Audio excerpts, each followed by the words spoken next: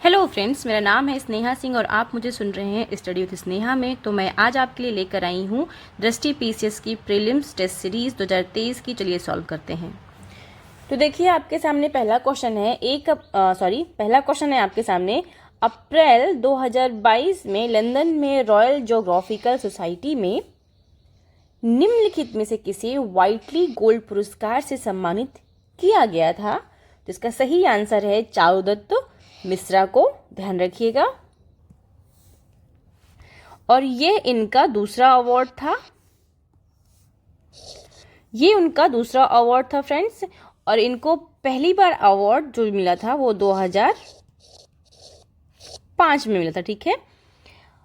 UK स्थित वन्य जीव संरक्षण चैरिटी यानी कि WFN ने कहा कि मिश्रा को अफगानिस्तान, चीन और रूस सहित 12 हिम तेंदुए रेंज देशों में उनके कार्य के लिए यह पुरस्कार दिया गया है। आपको ये बात भी ध्यान रखनी होगी। अब हम देखेंगे अपना सेकेंड क्वेश्चन। तो जैव विविधता अधिनियम 2002 के संदर्भ में निम्नलिखित में से कौन सा या से कथन सही है अथवा है? तो पहला ऑप्शन है जैव विविधता अधिनियम को जैव विविधता पर संयुक्त राष्ट्र सम्मेलन में निहित उद्देश्यों को लागू करने के लिए अधिनियमित किया गया था। दूसरा है भारतीय वन्यजीव संस्थान का गठन जैव विविधता अधिनियम 2002 के तहत किया गया था।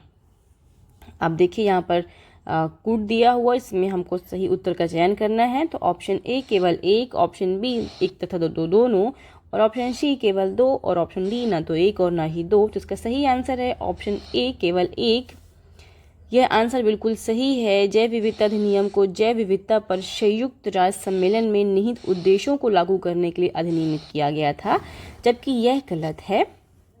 आप लोग ध्यान रखिएगा कि पर्यावरण वन और जलवायु परिवर्तन मंत्रालय के तहत भारतीय वन्यजीव संस्थान जो है वो कैसा निकाय है? एक स्वतंत्र या फिर स्वायत्त संस्थान है, ठीक है। और इसकी स्थापना का जो वर्ष है फ्रेंड्स, ठीक है, जो इसकी स्थापना का वर्ष है वो है 1982। और ये कैसा निकाय है?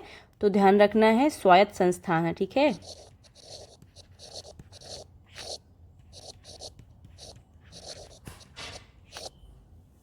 अब चलिए बढ़ते हैं आगे। अब बढ़ते हैं अपने तीसरे क्वेश्चन की ओर। तो तीसरा क्वेश्चन हमारा है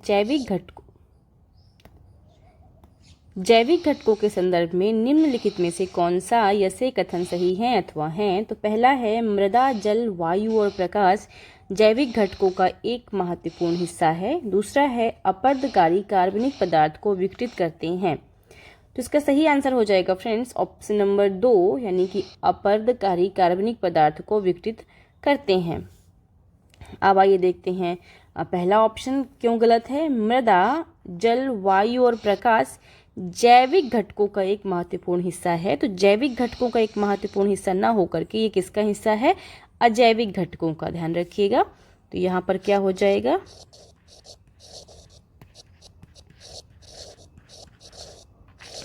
अजैविक घटकों का, ओके। अब बढ़ते हैं आगे, यानी कि इसका सही आंसर होगा ऑप्शन नंबर सी केवल 2। अब बढ़ते हैं अपने चौथे क्वेश्चन की ओर। तो चौथा क्वेश्चन है फ्रेंड्स, बोंगो सागर अभ्यास के संदर्भ में निम्नलिखित कथनों में से कौन सा या से कथन सही है अथवा है? तो पहला है यह भारत और बांग्लादेश के बीच एक द्विपक्षीय नौसैनिक अभ्यास है। दूसरा है इस अभ्यास का आयोजन हिंद महासागर में किया गया था। नीचे दिए गए कूट से सही उत्तर का चयन करना है। तो इसका सही आंसर है ऑप्शन नंबर ए, यानी कि केवल एक सही है। यह भारत और बांग्लादेश के बीच एक द्विपक्षीय नौसैनिक अभ्यास है और इस अभ्यास का आयोजन हिंद महासागर में नहीं किया गया था, ये ध्यान रखिएगा। तो अगर ये हिंद महासागर में नहीं किया गया तो फिर कहाँ किया गया है? तो इसका आयोजन किया गया था बंगाल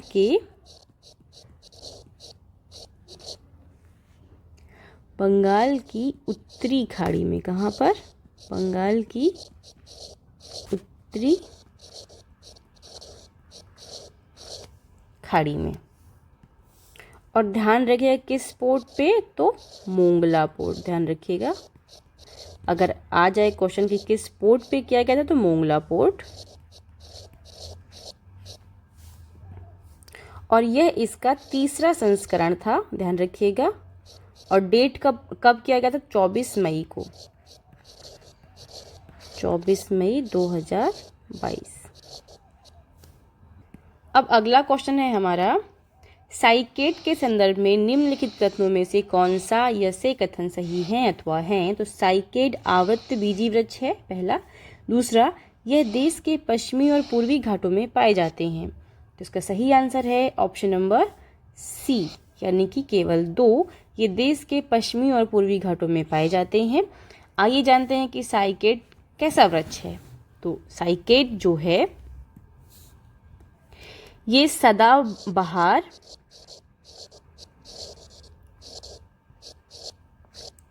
ध्यान रखिएगा, ये सदाबहार अनावृतबीजी, ठीक है। जैसे देखिए यहाँ पे आवृतबीजी लिखा है ना, तो बस यहाँ पर क्या लगाना है आपको अनावृतबीजी वृक्ष है, ठीक है। अनावृतबीजी एक लिंगी पादप है, ध्यान रखिएगा कैसा है, अनावृतबीजी और एक लिंगी पादप है।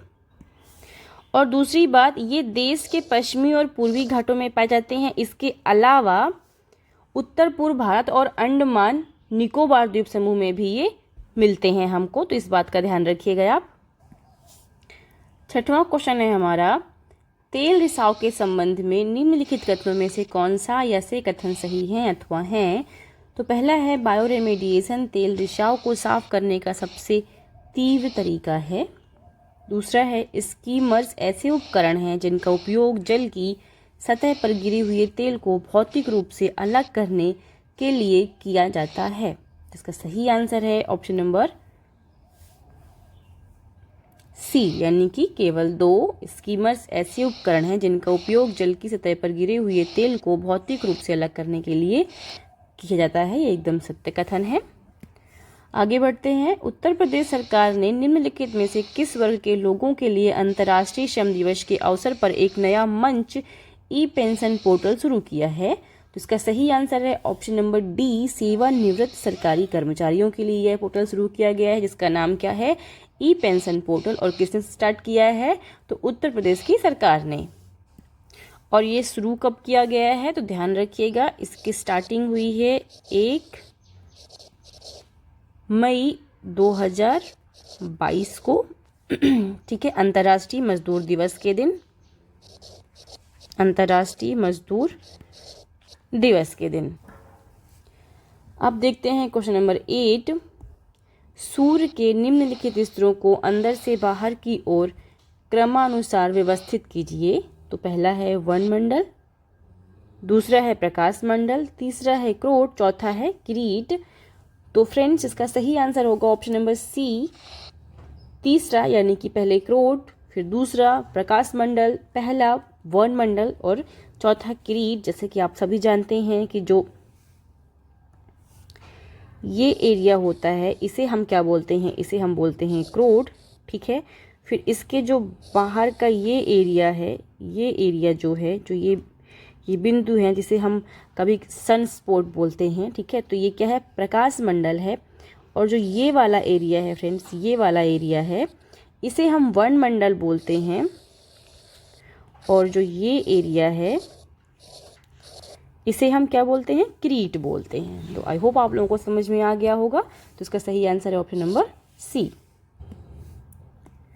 निम्न में से कौन सा एकमात्र स्तनपायी जीव है जो उड़ सकता है? तो इसका सही आंसर है ऑप्शन नंबर सी, चमगादड़ एक ऐसा स्तनपायी जीव है जो उड़ सकता है। प्रधानमंत्री रोजगार सृजन कार्यक्रम PMEGP के संदर्भ में निम्नलिखित कथनों में से कौन सा या से कथन सही हैं अथवा हैं? तो पहला है, यह नए उद्यम स्थापित करने के लिए वित्तीय सहायता प्रदान करने की एक योजना है। दूसरा है, इसे खादी और ग्रामोद्योग आयोग यानी कि KVIC द्वारा कार्यान्वित किया जा रहा है। नीचे दिए गए कूट से सही उत्तर का आपको चयन करना है। तो फ्रेंड्स इसका सही आंसर है ऑप्शन नंबर बी, यानी कि 1 और 2 दोनों सही है। निम्नलिखित में से किस विश्वविद्यालय ने खेलो इंडिया यूनिवर्सिटी गेम्स KIUG 2021 का खिताब जीता है? उसका सही आंसर है जैन विश्वविद्यालय ने।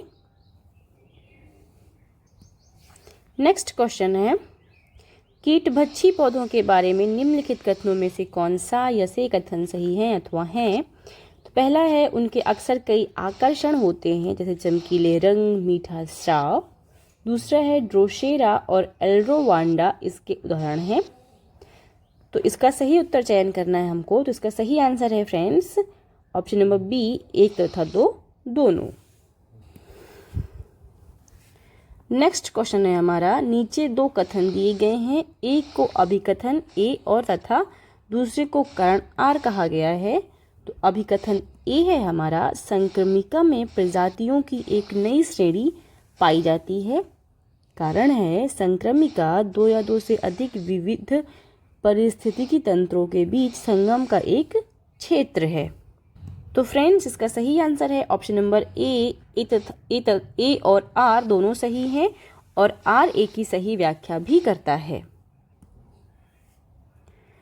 हाल ही में चर्चा में रहा 17वां एशिया मीडिया शिखर सम्मेलन आयोजित किया गया था। तो इसका सही आंसर है option number C, Asia Pacific institute for broadcasting development द्वारा। नेक्स्ट क्वेश्चन है हमारा, जैव चिकित्सा अपशिष्ट प्रबंधन यानी संशोधन नियम 2018 चरणबद्ध तरीके से समाप्त करने पर लक्षित था। तो इसका सही आंसर है फ्रेंड्स, गेस करो। ओके, मैं बताती हूँ। तो इसका सही आंसर है ऑप्शन नंबर सी, क्लोरीन युक्त प्लास्टिक बैग को। तो फ्रेंड्स आप भी मेरे साथ प्रत्येक क्वेश्चन का आंसर कमेंट बॉक्स में देते चलिएगा। प्रवाल विरंजन के संदर्भ में निम्नलिखित कथनों में से कौन सा या से कथन सही है अथवा है? तो पहला है, जब प्रवालों पर दबाव पड़ता है तो वे अपने ऊतकों के अंदर रहने वाले जूजेंथेले को अलग कर देते हैं। दूसरा है, प्रवाल विरंजन एक प्राकृतिक प्रक्रिया है। नीचे दिए गए कूट से सही उत्तर का चयन करना है फ्रेंड्स। तो इसका सही आंसर है मेरे फ्रेंड्स ऑप्शन नंबर बी, 1 तथा 2 दोनों, यानी कि जब प्रवालों पर दबाव पड़ता है तो वे अपने ऊतकों के अंदर रहने वाले जूजेंथेले को अलग कर देते हैं, एकदम सही है। दूसरा है, प्रवाल विरंजन एक प्राकृतिक प्रक्रिया है, ये भी कथन एकदम सही है। अब बढ़ते हैं अपने नेक्स्ट क्वेश्चन की ओर। तो क्वेश्चन है, सेमिकॉन इंडिया सम्मेलन 2022 का आयोजन किया गया था। तो इसका सही आंसर है बंगलुरु में। तो फ्रेंड्स इसका सही आंसर है कर्नाटक के बंगलुरु में, ध्यान रखिएगा, यानी बंगलुरु में जो कि कर्नाटक में है, ठीक है। और ये किस मिशन के तहत इसको कंडक्ट किया गया था? तो भारत सेमीकंडक्टर मिशन के तहत इसे कंडक्ट किया गया था। और किस मंत्रालय ने इसका आयोजन किया था? तो इलेक्ट्रॉनिक्स और सूचना प्रौद्योगिकी मंत्रालय द्वारा इसका आयोजन किया गया था। और इसकी जो थीम थी, सेमिकॉन इंडिया सम्मेलन 2022 की जो थीम थी, उसका नाम था कैटालाइजिंग इंडिया सेमीकंडक्टर इकोसिस्टम। मैं लिख देती हूँ इसको, कैटालाइजिंग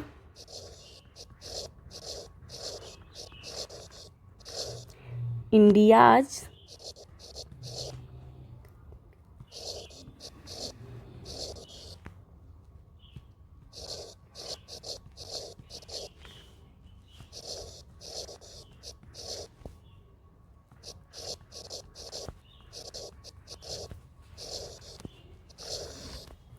ये क्या थी इसकी थीम।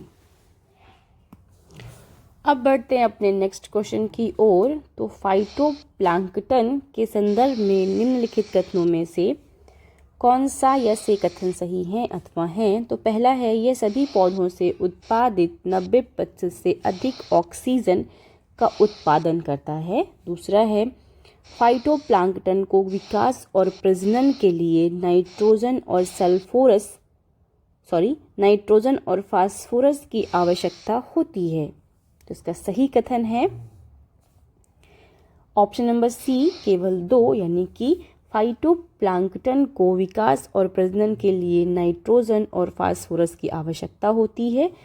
और दूसरा गलत कथन इसलिए है क्योंकि यह सभी पौधों से उत्पादित 90% से ऑक्सीजन का उत्पादन करता है। ये गलत है, यहाँ पर 90 की जगह हो जाएगा 60%।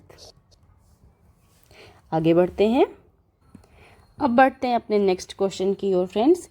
तो टोक्यो प्रोटोकॉल के संदर्भ में निम्नलिखित में से कौन सा कथन सही नहीं है? ध्यान रखिए, क्या पूछ रहा है? नहीं है।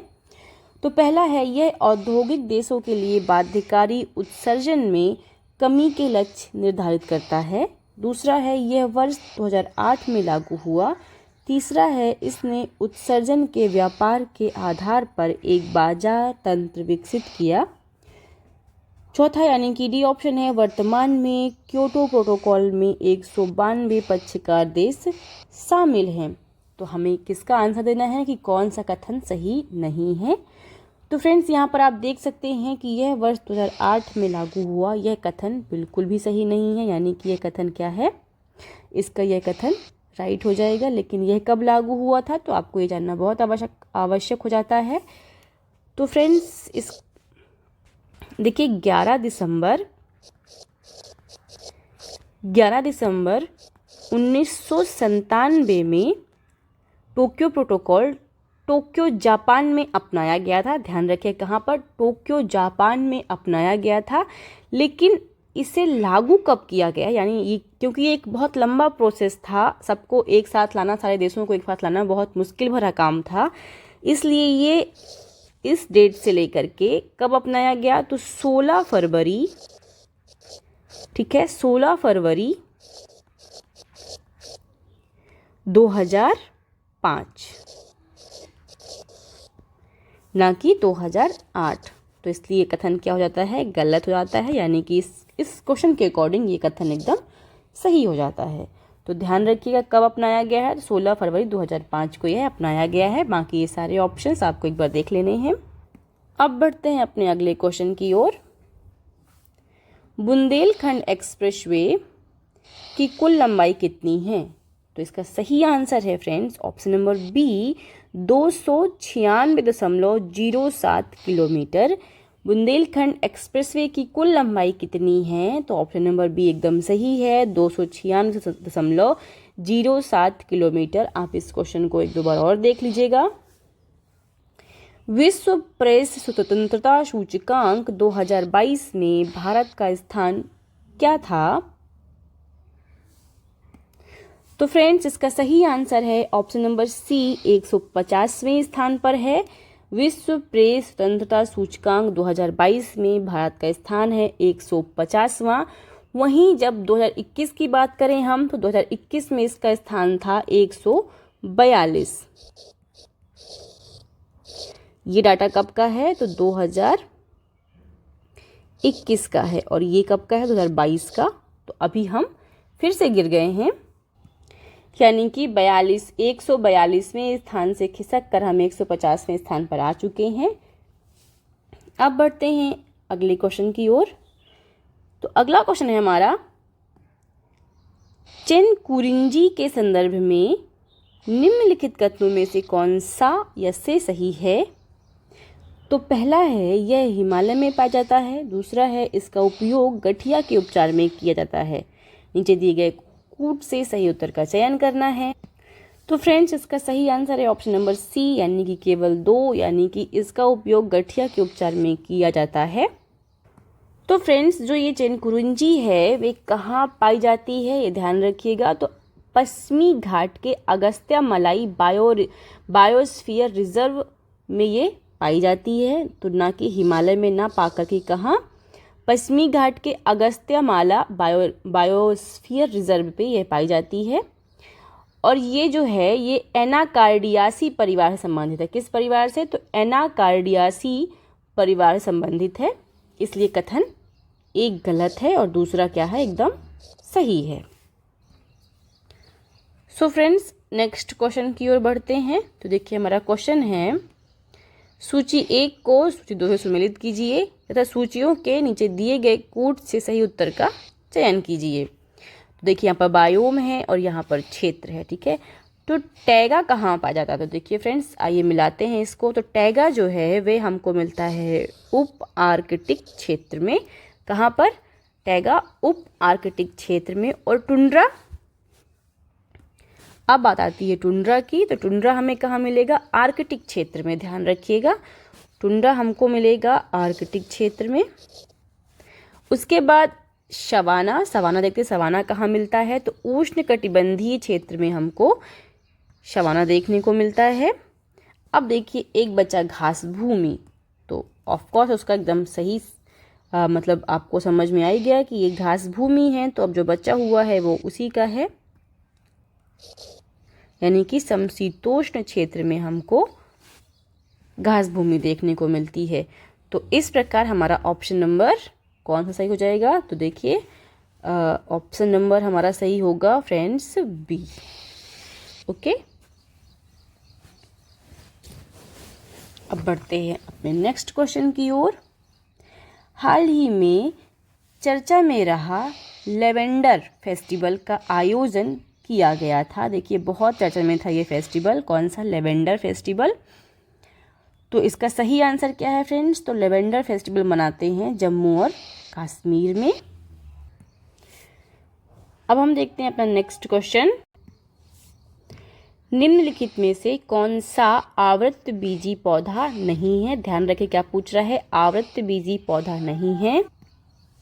ऑप्शन देखते हैं। ऑप्शन ए मकई, दूसरा है आलू, तीसरा है शाहबलूत और चौथा है यानी कि डी ऑप्शन शंकुवृक्ष। तो इसका सही आंसर है ऑप्शन नंबर डी, यानी कि शंकुवृक्ष जो है वो आवृतबीजी पौधा नहीं है। यह पौधा अनावृतबीजी है। ध्यान रखिए कैसा है ये, अनावृतबीजी है। शंकुवृक्ष जो है अनावृतबीजी है। बाकी मकई, आलू, शाहबलूत आदि पौधे जो हैं ये सब कैसे हैं? आवृतबीजी हैं। इसमें चावल, गेहूँ, मक्का, मटर, बैगन, अमरूद, बलूत, सागौन, चिचोना आदि जो ये सब हैं ये कैसे हैं? ये आवृतबीजी पौधे होते हैं। अब देखते हैं अपना नेक्स्ट क्वेश्चन। निम्नलिखित में से कौन सा उत्पाद इको मार्क योजना के अंतर्गत नहीं आता है? पहला है स्नेहक तेल, मतलब ए ऑप्शन, बी है लकड़ी के विकल्प, सी है अग्निशामक और डी है उपर्युक्त में से कोई नहीं। तो इसका सही आंसर है उपर्युक्त में से कोई नहीं, क्योंकि ये सारे उत्पादक इको मार्क के अंतर्गत आते हैं। आइए जानते हैं कि इको मार्क के अंतर्गत और क्या क्या आता है। तो इसके अंतर्गत शामिल किया गया है साबुन एवं डिटर्जेंट, रंग रोगन, खाद्य वस्तुएं, स्नेहक तेल, पैकेजिंग में जो सामग्रियां आती हैं वे, वस्तुशिल्प, पेंट और पाउडर, कोटिंग, बैटरी, इलेक्ट्रिकल एवं इलेक्ट्रॉनिक्स सामान जितने भी होते हैं और खाद्य योजक, लकड़ी के विकल्प, सौंदर्य प्रसाधन का प्रत्येक सामान, प्राणोदक एवं एरोसॉल, प्लास्टिक उत्पाद, वस्त्र, अग्निशामक और चमड़ा और कॉयर एवं कायर उत्पादन, ये सभी किस में आते हैं? इको मार्क के अंतर्गत आपको देखने को मिलेंगे। और ये स्टार्ट क्यों किया गया? क्योंकि पर्यावरण के अनुकूल उत्पादों की लेबलिंग के लिए भारत सरकार ने इको मार्क योजना को स्टार्ट किया है। अब देखते हैं अपना नेक्स्ट क्वेश्चन। किस राज्य में देश के पहले ग्रीन फील्ड अनाज, ध्यान रखिएगा क्या बोल रहा है क्वेश्चन, ग्रीन फील्ड अनाज आधारित इथेनॉल संयंत्र का उद्घाटन किया गया है? तो ऑप्शन है A Uttar Pradesh, B Mizoram, C Bihar और डी केरल। तो इसका सही आंसर हो जाएगा friends option number C Bihar. ध्यान रखिएगा इसका सही आंसर है option number C Bihar. Bihar के जो मुख्यमंत्री नीतीश कुमार ने बिहार के पूर्णिया जिले में, ध्यान रखिए किस जिले में? तो पूर्णिया जिले में भारत के पहले इथेनॉल संयंत्र का उद्घाटन किया है। और अगले 2 वर्षों में इनका टारगेट है 17 ऐसे प्रोजेक्ट और लॉन्च करना, यानी कि 17 इथेनॉल संयंत्र खोलने का इन्होंने प्रस्ताव दिया है।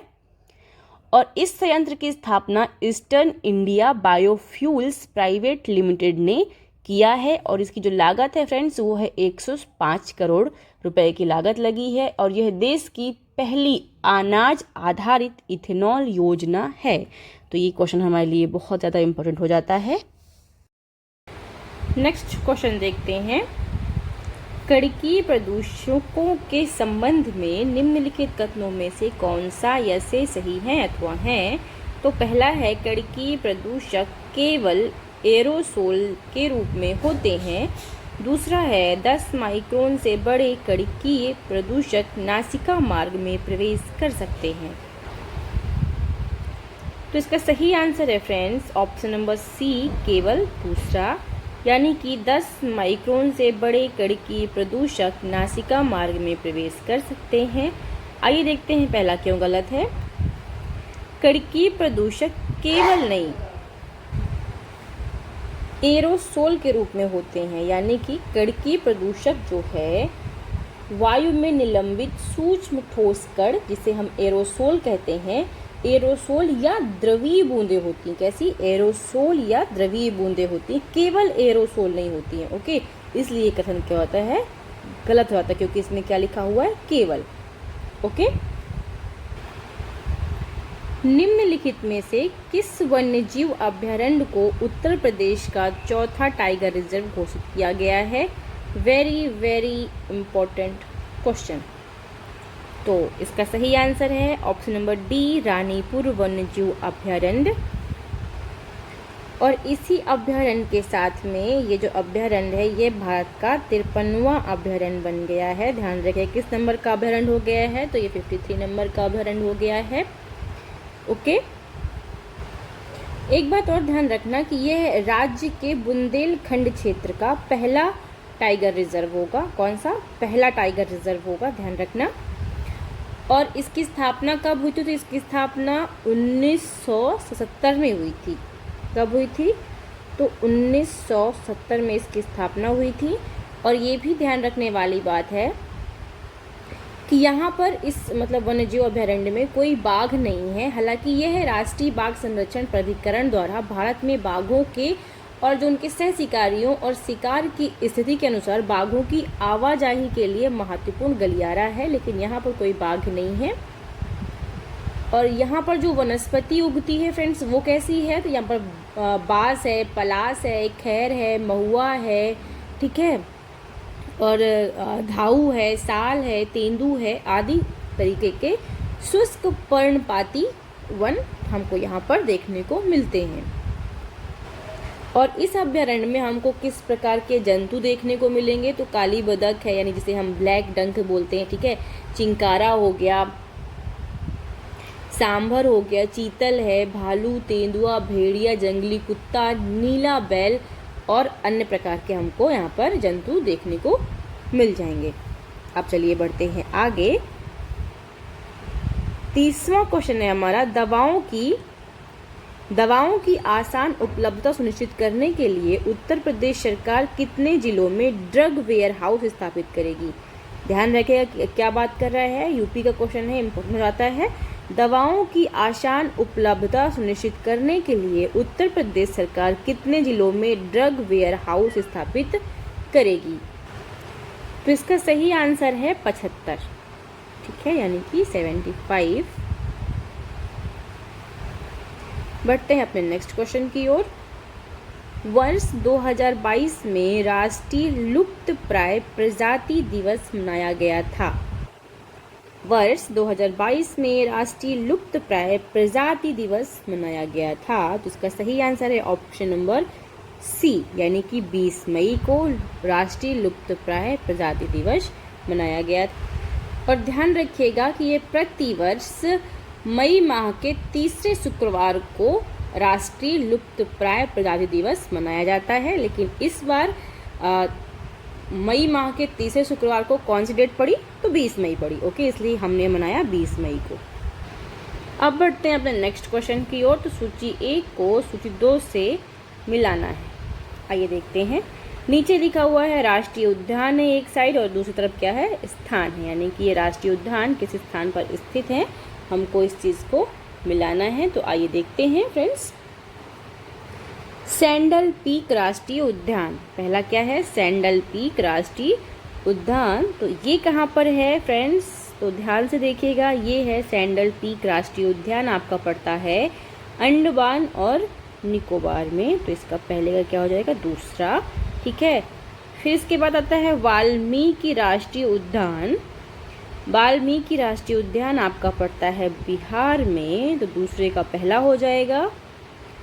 फिर आपका आता है गिर राष्ट्रीय उद्यान, तो गिर राष्ट्रीय उद्यान का सही ऑप्शन है गुजरात। ओके। और फिर आता है कालसेर राष्ट्रीय उद्यान, तो कालसेर राष्ट्रीय उद्यान आपका सिंपल है, जो बचा है उसका वही ऑप्शन हो जाएगा। तो कालसेर राष्ट्रीय उद्यान पड़ेगा हरियाणा में। इस प्रकार सही आंसर क्या हो जाएगा फ्रेंड्स आपका? तो सही हो जाएगा ऑप्शन बी। ठीक है, आगे बढ़ते हैं। नेक्स्ट क्वेश्चन है हमारा, राष्ट्रीय कृषि आयोग ने पहली बार सामाजिक वानिकी शब्द का प्रयोग कब किया? तो इसका सही आंसर है 1976 में पहली बार सामाजिक वानिकी शब्द का प्रयोग किया गया है। तो नेक्स्ट क्वेश्चन है फ्रेंड्स हमारा, न्यू डेवलपमेंट बैंक एनडीबी के संदर्भ में निम्नलिखित कथनों में से कौन सा या से कथन सही है अथवा हैं? तो बोर्ड ऑफ गवर्नर्स की 7वीं वार्षिक बैठक का मुख्य विषय एनडीबी अधिकतम विकास प्रभाव था। दूसरा है, एनडीबी ने भारत में अपने क्षेत्रीय कार्यालय की स्थापना की घोषणा की है। नीचे दिए गए कूट का सही चयन करना है और देखना है कौन सा आंसर हमारा एकदम परफेक्ट है इसके लिए। तो इसका सही आंसर है ऑप्शन नंबर बी, 1 तथा 2 दोनों हमारा सही है, तो यानी कि ऑप्शन बी सही हो जाता है। न्यू डेवलपमेंट बैंक ब्रिक्स देशों जैसे कि ब्राज़ील, रूस, भारत, चीन और दक्षिण अफ्रीका हैं। ठीक है, इनके द्वारा वर्ष 2014 में स्थापित एक बहुपक्षीय विकास बैंक की स्थापना की गई थी, जिसका उद्देश्य ब्रिक्स देशों के साथ ही विश्व के उभरते बाजारों एवं विकासशील देशों की आधारभूत संरचना और सतत विकास परियोजनाओं के लिए संसाधन को जुटाना था फ्रेंड्स। और इसकी जो स्थापना है या फिर इसके जो संचालन कब से स्टार्ट हुआ हम कह सकते हैं, तो इसका जो संचालन था वो 2015 में स्टार्ट हुआ था। तो ये ध्यान रखिएगा आप लोग कि इसका संचालन कब हुआ, तो 2015 में। और इसका जो मुख्यालय है फ्रेंड्स वह संघाई में है, चीन। ओके। नेक्स्ट क्वेश्चन है फ्रेंड्स हमारा, अंतरजातीय परिजीविता के संदर्भ में निम्नलिखित में से कौन सा या से कथन सही है अथवा हैं? पहला है, इसमें एक प्रजाति को लाभ होता है जबकि दूसरी अप्रभावित होती है। दूसरा है, कुटकी यानी कि कुटकी या टिक द्वारा रक्त चूसकर पोषक प्राप्त करना अंतरजातीय परिजीविता का एक उदाहरण है। तो इसका सही आंसर है फ्रेंड्स ना तो 1 और ना ही 2, यानी कि ये दोनों कथन क्या हैं? गलत हैं। आइए अब जानते हैं थोड़ा सा अंतरजातीय परिजीविता के बारे में। तो फ्रेंड्स देखिए, अंतरजातीय परिजीविता 2 प्रजातियों के बीच अंतःक्रिया है। इसमें एक जाति का दूसरी जाति पर पड़ने वाला प्रभाव नकारात्मक या नुकसानदेह होता है, लेकिन पहली जाति पर दूसरी जाति का प्रभाव पता लगाने योग्य नहीं होता है। उदाहरण के लिए, बड़े वृक्ष छोटे वृक्ष को छाया देते हैं और छोटे वृक्ष की वृद्धि को धीमा कर देते हैं, जबकि छोटे पौधे का बड़े वृक्ष पर कोई प्रभाव नहीं पड़ता है। इसीलिए कथन 1 क्या है फ्रेंड्स? गलत हो जाता है। अब देखते हैं परजीविता। इसमें एक जाति को लाभ होता है तो दूसरी जाति को नुकसान। उदाहरण के लिए, टिक या कुटकी को रक्त चूसने से लाभ होता है, रक्त की हानि से मेजबान यानी कि होस्ट को नुकसान होता है। अतः कथन 2 सही नहीं है, यानी कि दोनों कथन हमारे क्या हैं? गलत हैं। आइए अब लगे हाथ देखते हैं सहभोजिता क्या है। तो इसमें एक जाति को लाभ होता है जबकि दूसरी अप्रभावित रहती है। उदाहरण के लिए, गाय का गोबर भृंगों को भोजन एवं आश्रय प्रदान करता है, लेकिन भृंगों को गायों पर कोई प्रभाव नहीं पड़ता है। तो फ्रेंड्स मैं उम्मीद करती हूँ कि आपको परजीविता, सहभोगिता और अंतरजातीय परजीविता में डिफरेंस समझ में आ गया होगा। नेक्स्ट क्वेश्चन है फ्रेंड्स हमारा, निम्नलिखित में से किस क्षेत्र में प्रवाल भित्ति नहीं पाई जाती है? ध्यान रखिएगा, प्रवाल भित्ति नहीं पाई जाती है। तो देखिए ऑप्शन ए लक्षद्वीप द्वीप समूह, बी कच्छ की खाड़ी, सी मन्नार की खाड़ी और डी खंभात की खाड़ी। तो इसका सही आंसर है कि कहाँ पर प्रवाल भित्ति नहीं पाई जाती है।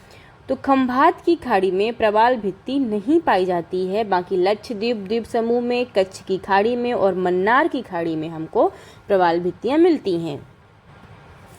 नेक्स्ट क्वेश्चन है फ्रेंड्स हमारा, 7 मई 2022 को उत्तर प्रदेश सरकार ने किस विभाग के निर्देशन में राज्य के प्रत्येक जिले में हाईटेक नर्सरी विकसित करने का निर्देश दिया है? क्या विकसित करने का? तो हाईटेक नर्सरी विकसित करने का निर्देश दिया है। तो इसका सही आंसर है ग्रामीण विकास विभाग ने।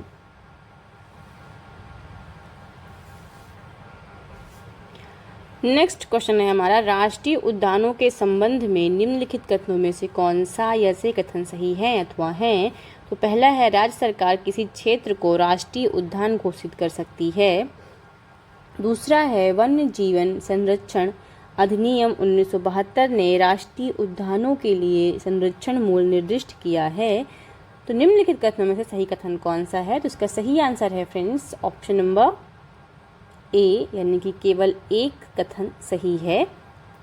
राज्य सरकार किसी क्षेत्र को राष्ट्रीय उद्यान घोषित कर सकती है। वर्ष 1972 के वन्य जीवन संरक्षण अधिनियम में वन्य जीव अभयारण्यों की घोषणा के अलावा राज्य सरकार द्वारा राष्ट्रीय उद्यानों की घोषणा का प्रावधान भी है। ध्यान रखिएगा, राष्ट्रीय उद्यानों की घोषणा उन क्षेत्रों में की जाती है जो पर्याप्त पारिस्थितिकी, भू आकृति, विज्ञान और प्राकृतिक महत्व के स्तर पर मान्य हैं। ठीक है, वर्तमान में भारत में 106 राष्ट्रीय उद्यान हैं। तो आपको ये भी ध्यान रखना है कि वर्तमान में भारत में कितने राष्ट्रीय उद्यान हैं फ्रेंड्स? तो 106 राष्ट्रीय उद्यान हैं भारत में। नेक्स्ट क्वेश्चन है फ्रेंड्स हमारा, sustainable use of wild species assessment report प्रकाशित की गई है। कौन सी? Sustainable use of wild species assessment report प्रकाशित की गई है। तो फ्रेंड्स इसका सही आंसर है inter governmental science policy platform on biodiversity and ecosystem services, यानी कि IPBES द्वारा।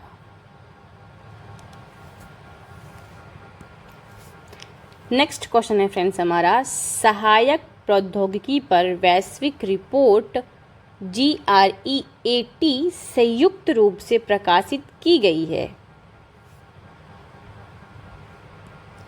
इसका सही आंसर है फ्रेंड्स विश्व स्वास्थ्य संगठन WHO और संयुक्त राष्ट्र बाल कोष यूनिसेफ द्वारा।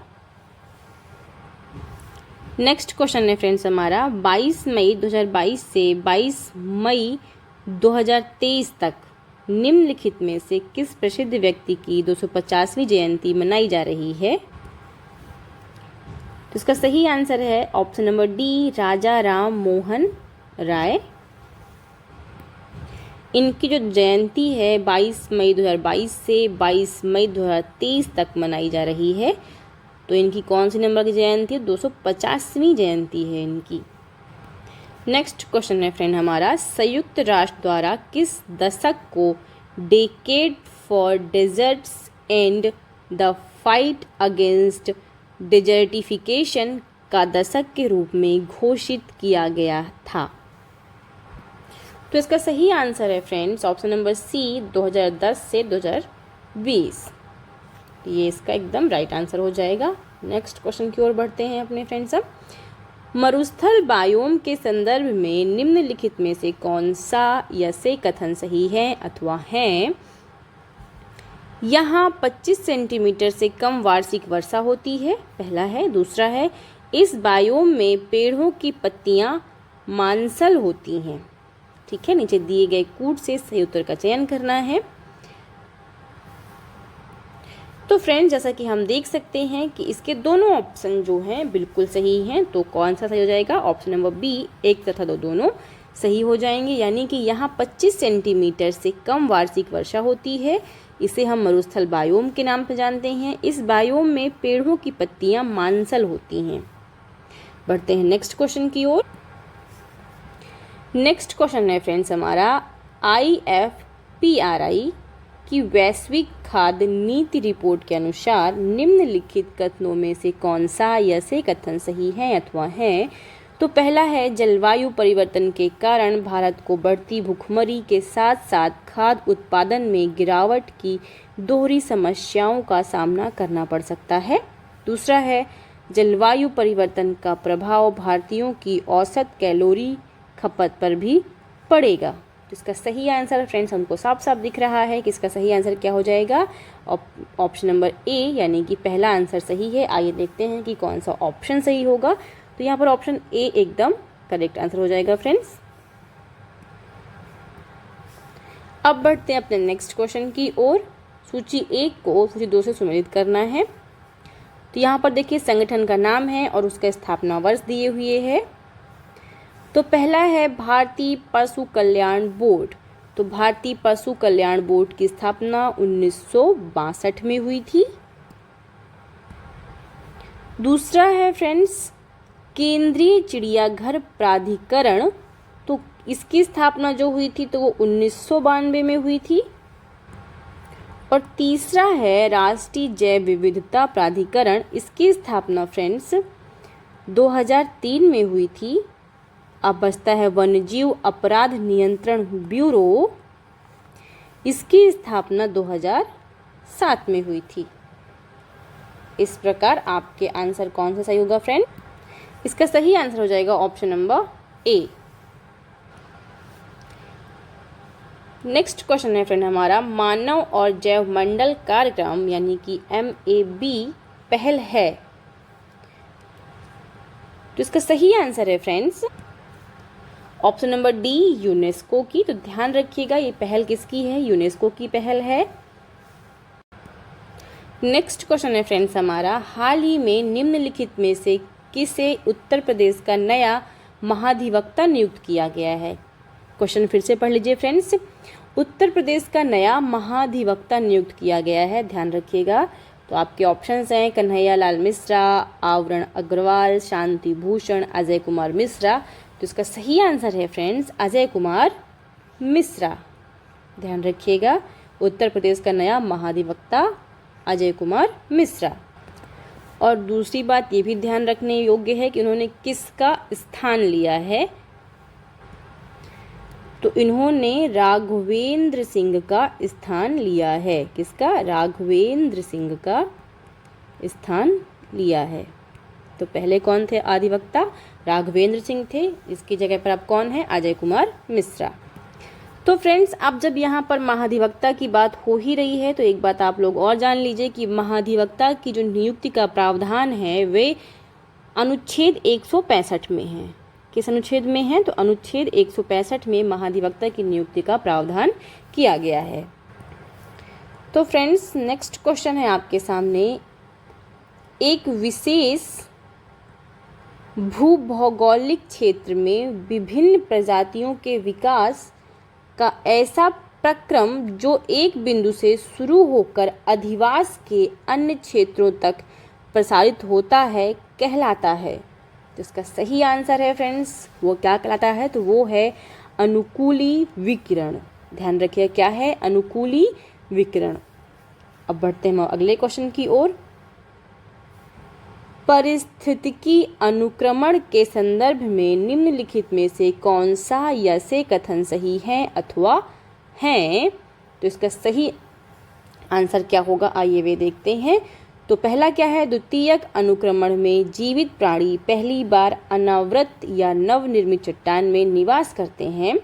दूसरा है अनुक्रमण में क्रमिक प्रजातियां चरमोत्कर्ष प्रजातियां की ओर अग्रसर होती हैं। तो फ्रेंड्स, इसका सही आंसर हो जाएगा ऑप्शन नंबर सी, यानी कि केवल 2।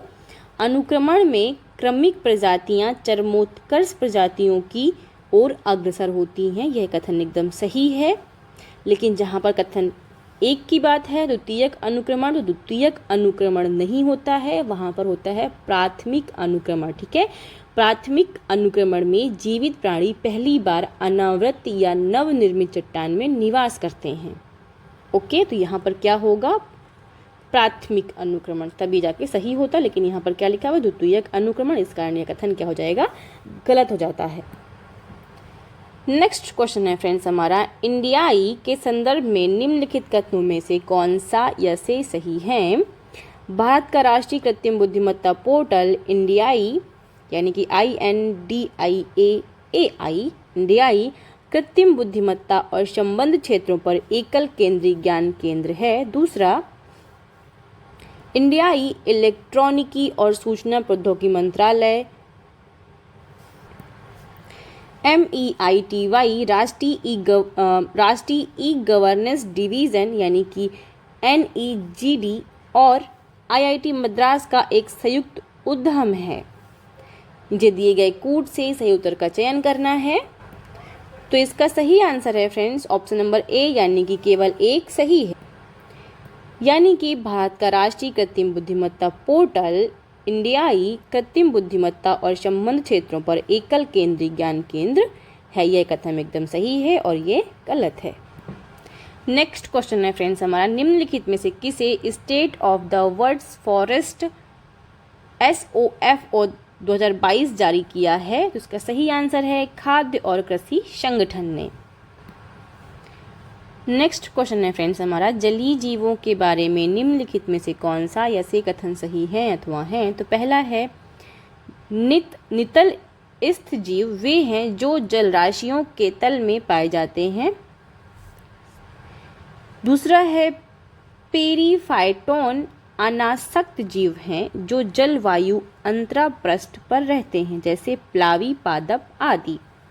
तो नीचे दिए गए कूट का सही उत्तर से चयन करना है। तो देखिए आपके सामने ये ऑप्शंस हैं। तो इसका सही आंसर है friends option number A. Next question है फ्रेंड्स, भारत में सबसे पुराना विद्यमान चिड़ियाघर कौन सा है। तो इसका सही आंसर है फ्रेंड्स मार्बल पैलेस चिड़ियाघर। मार्बल पैलेस चिड़ियाघर की जो स्थापना है फ्रेंड्स वो 1854 में हुई थी, ध्यान रखिएगा। और ये कहाँ पर स्थित है, तो ये है कलकत्ता में।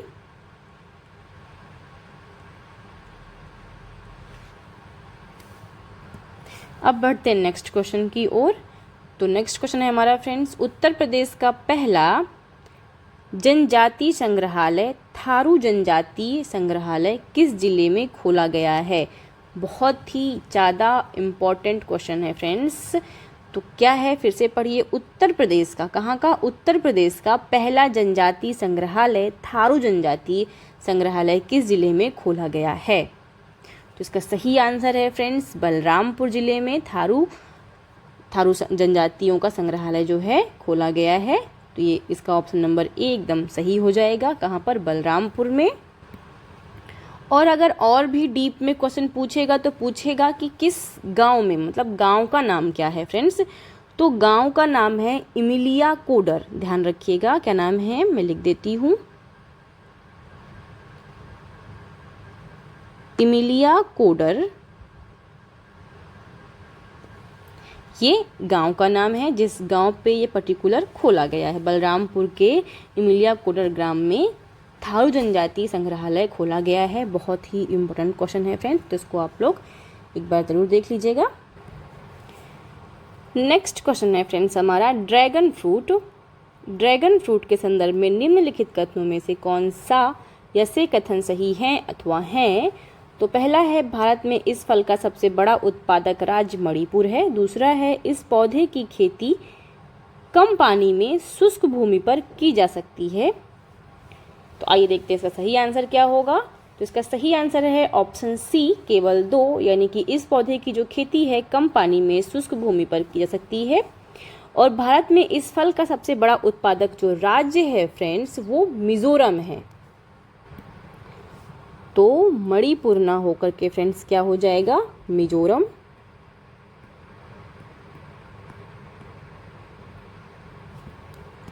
फ्रेंड्स एक बात और ध्यान रख लीजिए कि क्वेश्चन पूछ सकता है कि यह पौधा कहाँ का स्थानीय पौधा है। तो ध्यान रखिएगा, यह दक्षिण मैक्सिको और मध्य अमेरिका का जो ड्रैगन फ्रूट है वो दक्षिण मैक्सिको और मध्य अमेरिका का स्थानिक पौधा है। ओके, और ड्रैगन फ्रूट को सुपर फूड भी कहते हैं। नेक्स्ट क्वेश्चन है फ्रेंड्स हमारा नेक्स्ट क्वेश्चन है फ्रेंड्स हमारा डेंड्रोक्रोनोलॉजी में अध्ययन किया जाता है। इसका सही आंसर है फ्रेंड्स किसी वृक्ष के वलियों द्वारा उसकी आयु की गणना का। अब बढ़ते हैं अपने अगले क्वेश्चन की ओर। विश्व खाद्य पुरस्कार 2022 के संबंध में निम्नलिखित में से कौन से कथन सही हैं अथवा हैं। तो पहला है रतन लाल को वर्ष 2022 का पुरस्कार प्रदान किया गया है। दूसरा है यह पुरस्कार खाद्य और कृषि के लिए नोबेल पुरस्कार के बराबर है। तो आइए देखते हैं इसका सही आंसर क्या होगा। तो इसका सही आंसर होगा फ्रेंड्स ऑप्शन नंबर सी, यानी कि केवल 2। यह पुरस्कार खाद्य और कृषि के लिए नोबेल पुरस्कार के बराबर है। यह कथन एकदम सही है, जबकि यह कथन बिल्कुल गलत है, क्योंकि 5 मई 2022 को नासा के एक वैज्ञानिक हैं जिनका नाम है सिंथिया रोसेनज़वेग, ठीक है, रोसेनज़वेग को यह पुरस्कार मिला है। मैं इनका नाम लिख देती हूँ।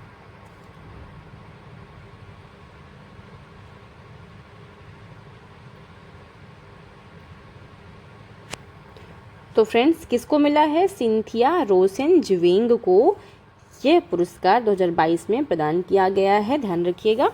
इसलिए ऑप्शन सी एकदम करेक्ट हो जाएगा। नेक्स्ट क्वेश्चन है फ्रेंड्स, सुपोषण यूट्रोफिकेशन के संदर्भ में निम्नलिखित में से कौन सा या से कथन सही है अथवा हैं। तो पहला है यह एक ऐसी प्रक्रिया है जिसमें जल निकाय पोषक तत्वों से अत्यधिक समृद्ध हो जाते हैं। दूसरा है यह समुद्र के अम्लीकरण के प्राथमिक कारणों में से एक है। आइए अब देखते हैं कौन सा कथन सही है। नीचे दिए गए कूट से सही उत्तर का हमको चयन करना है। तो इसका सही आंसर है फ्रेंड्स ऑप्शन नंबर बी, यानी कि 1 और 2 दोनों ही आंसर जो इसके हैं ऑप्शंस जो हैं एकदम सही हैं। नेक्स्ट क्वेश्चन है फ्रेंड्स, निम्नलिखित में से किस अधिनियम के तहत राष्ट्रीय गंगा नदी घाटी प्राधिकरण का गठन किया गया था। तो इसका सही आंसर है फ्रेंड्स ऑप्शन नंबर बी, पर्यावरण संरक्षण अधिनियम 1986, 1986, पर्यावरण संरक्षण अधिनियम 1986। उत्तर प्रदेश में कितने स्थानों पर प्लास्टिक अपशिष्ट संग्रह केंद्र स्थापित किए जाएंगे। तो इसका सही जवाब है फ्रेंड्स ऑप्शन नंबर डी, 250 जगहों पर प्लास्टिक अपशिष्ट संग्रह केंद्र स्थापित किए जा रहे हैं। कहाँ पर? उत्तर प्रदेश में। हाल ही में चर्चा में रहा RATS निम्नलिखित में से किससे संबंधित है। तो इसका सही आंसर है ऑप्शन नंबर बी, SCO से संबंधित है।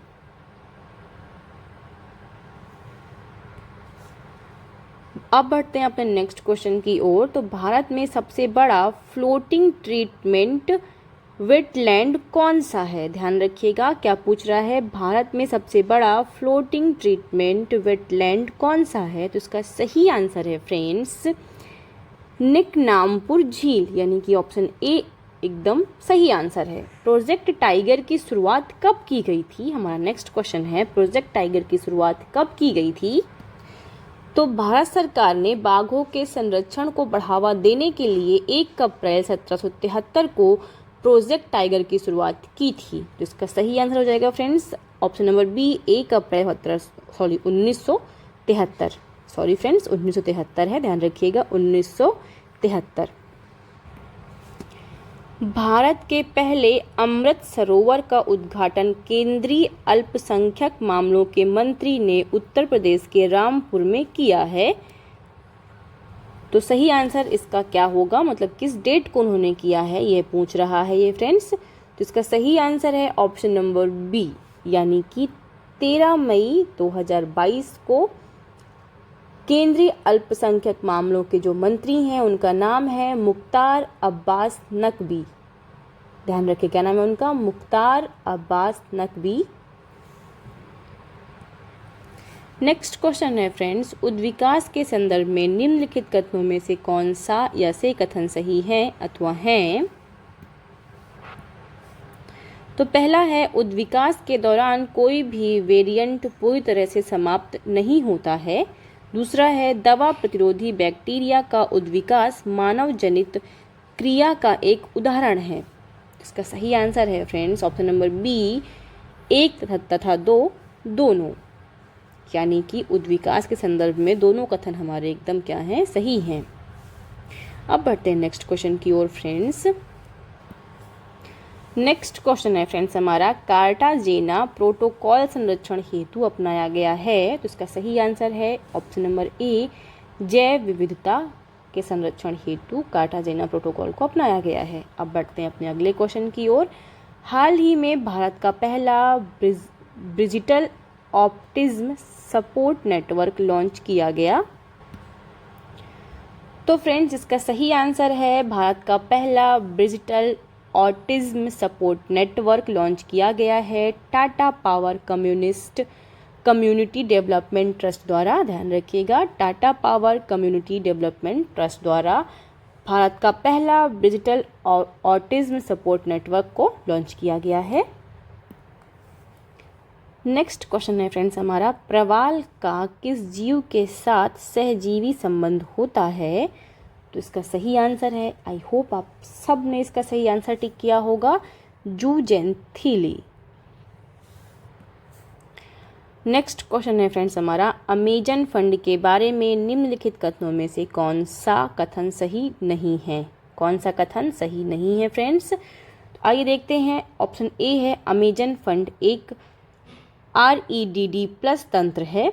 दूसरा है, वनोन्मूलन से निपटने हेतु प्रतिपूर्ति योग निवेश हेतु दान जुटाने के लिए अमेजन फंड बनाया गया है। सी ऑप्शन है, अमेजन फंड का प्रबंधन ब्राजीलियाई विकास बैंक द्वारा किया जाता है। और डी ऑप्शन है, अमेजन फंड की एक मार्गदर्शन समिति COFA है। तो इसका सही आंसर हो जाएगा फ्रेंड्स ऑप्शन नंबर बी, यानी कि वनोन्मूलन से निपटने हेतु प्रतिपूर्ति योग निवेश हेतु दान जुटाने के लिए अमेजन फंड बनाया गया है। यह कथन क्या है, सही नहीं है, इसलिए ये सही हो जाएगा। बाकी कथन जो है अमेजन फंड के बारे में एकदम करेक्ट है, तो आप लोग उसको एक बार पढ़ लीजिएगा। अब बढ़ते हैं अपने नेक्स्ट क्वेश्चन की ओर फ्रेंड्स। तो फूड फॉरेस्ट प्रोजेक्ट के लिए उत्तर प्रदेश के निम्नलिखित में से किन जिलों की पहचान की गई है। तो ऑप्शन ए है बिजनौर, बी है रामपुर, सी है सहारनपुर और डी है जालौन। तो इसका सही आंसर हो जाएगा फ्रेंड्स, क्योंकि इन तीनों की पहचान की गई है, यानी कि बिजनौर की पहचान की गई है, रामपुर को भी पहचाना गया है और सहारनपुर को भी पहचाना गया है। तो देखिए इसमें से डी 1, 2 और 3 यानी कि जालौन की पहचान नहीं की गई है, तो ये आउट हो जाएगा और इसका आंसर क्या हो जाएगा, ऑप्शन नंबर डी एकदम करेक्ट हो जाएगा। अब बढ़ते हैं नेक्स्ट क्वेश्चन की ओर। हाल ही में चर्चा में रहा बेपोर बंदरगाह स्थित है। कौन सा बंदरगाह, बेपोर बंदरगाह स्थित। तो फ्रेंड्स बेपोर बंदरगाह जो है वो केरल में स्थित है, तो इसका सही आंसर क्या हो जाएगा, ऑप्शन नंबर बी करेक्ट हो जाएगा। नेक्स्ट क्वेश्चन है फ्रेंड्स हमारा, लुप्त प्राय प्रजातियों के अंतर्राष्ट्रीय व्यापार पर अभिशमय CITES सरकारों के बीच एक अंतर्राष्ट्रीय समझौता है, यह किस वर्ष में लागू हुआ था।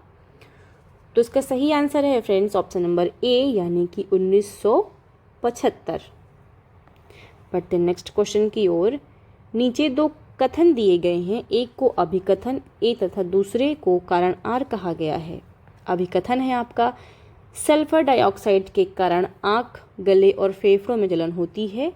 कारण है आपका, तापीय ऊर्जा संयंत्र वायु में सल्फर ऑक्साइड उत्सर्जित करते हैं। आइए देखते हैं इसका सही आंसर क्या होगा। नीचे दिए गए कूट से सही उत्तर का चयन करना है फ्रेंड्स आपको। तो इसका सही आंसर है फ्रेंड्स ए और आर दोनों सही हैं और आर ए की सही व्याख्या भी करता है, यानी कि सल्फर डाइऑक्साइड के कारण आँख, गले और फेफड़ों में जलन होती है। तापीय ऊर्जा संयंत्र वायु में सल्फर ऑक्साइड उत्सर्जित करते हैं। ये कथन दोनों सही हैं और कथन कारण दोनों सही हैं। और कथन जो है, जो आर है, ए की सही व्याख्या करता है। उत्तर प्रदेश के बागवानी एवं खाद्य प्रसंस्करण विभाग के लिए पंचवर्षीय कार्य योजना रोड मैप के संदर्भ में निम्नलिखित में से कौन सा या से कथन सही है अथवा है? तो पहला है, उत्तर प्रदेश सरकार ने 17 मई 2022 को बागवानी एवं खाद्य प्रसंस्करण विभाग के लिए पंचवर्षीय कार्य योजना यानी कि रोड मैप तैयार किया है। दूसरा है, खाद्य प्रसंस्करण क्षेत्र को बढ़ावा देने के लिए 45 इक्वेशन केंद्र और 11 mega food agro processing cluster स्थापित करने का लक्ष्य रखा गया है। नीचे दिए गए कूट से सही उत्तर का चयन करना है। तो फ्रेंड्स, इसका सही आंसर है ऑप्शन नंबर बी यानी कि 1 और 2 दोनों सही हैं। निम्नलिखित में से कौन सा देश दक्षिण एशिया वन्यजीव प्रवर्तन नेटवर्क SAWEN का हिस्सा नहीं है? तो इसका सही आंसर है फ्रेंड्स ऑप्शन नंबर सी, चीन इसका हिस्सा नहीं है। बाकी भारत, पाकिस्तान, श्रीलंका इसके हिस्सा हैं। आइए जानते हैं इसके हिस्से में कौन कौन से राज्य हैं, इसका हिस्सा कौन कौन से देश हैं। पहला है अफगानिस्तान, बांग्लादेश, भूटान, भारत, मालदीव, नेपाल, पाकिस्तान और श्रीलंका इसमें शामिल हैं। तो इस तरह से ऑप्शन सी क्या हो जाएगा, करेक्ट आंसर हो जाएगा फ्रेंड्स। आगे बढ़ते हैं। विश्व की बाज राजधानी निम्नलिखित में से किस देश में है? तो इसका सही आंसर होगा फ्रेंड्स ऑप्शन नंबर डी यानी कि भारत। मई 2022 में भारत के प्रधानमंत्री ने निम्नलिखित में से किस राज्य में गरीब कल्याण सम्मेलन को संबोधित किया है? तो इसका सही आंसर है friends option number C, Himachal Pradesh. Himachal Pradesh में गरीब कल्याण सम्मेलन में प्रधानमंत्री ने संबोधित किया था। नेक्स्ट क्वेश्चन है फ्रेंड्स हमारा, निम्नलिखित में से कौन से प्रकाश रासायनिक धूम्र कोहरे के घटक हैं? पहला है ओजोन, दूसरा है एक्रोलीन, तीसरा है फॉर्मेल्डिहाइड और चौथा है परऑक्सीएसिटिन नाइट्रेट।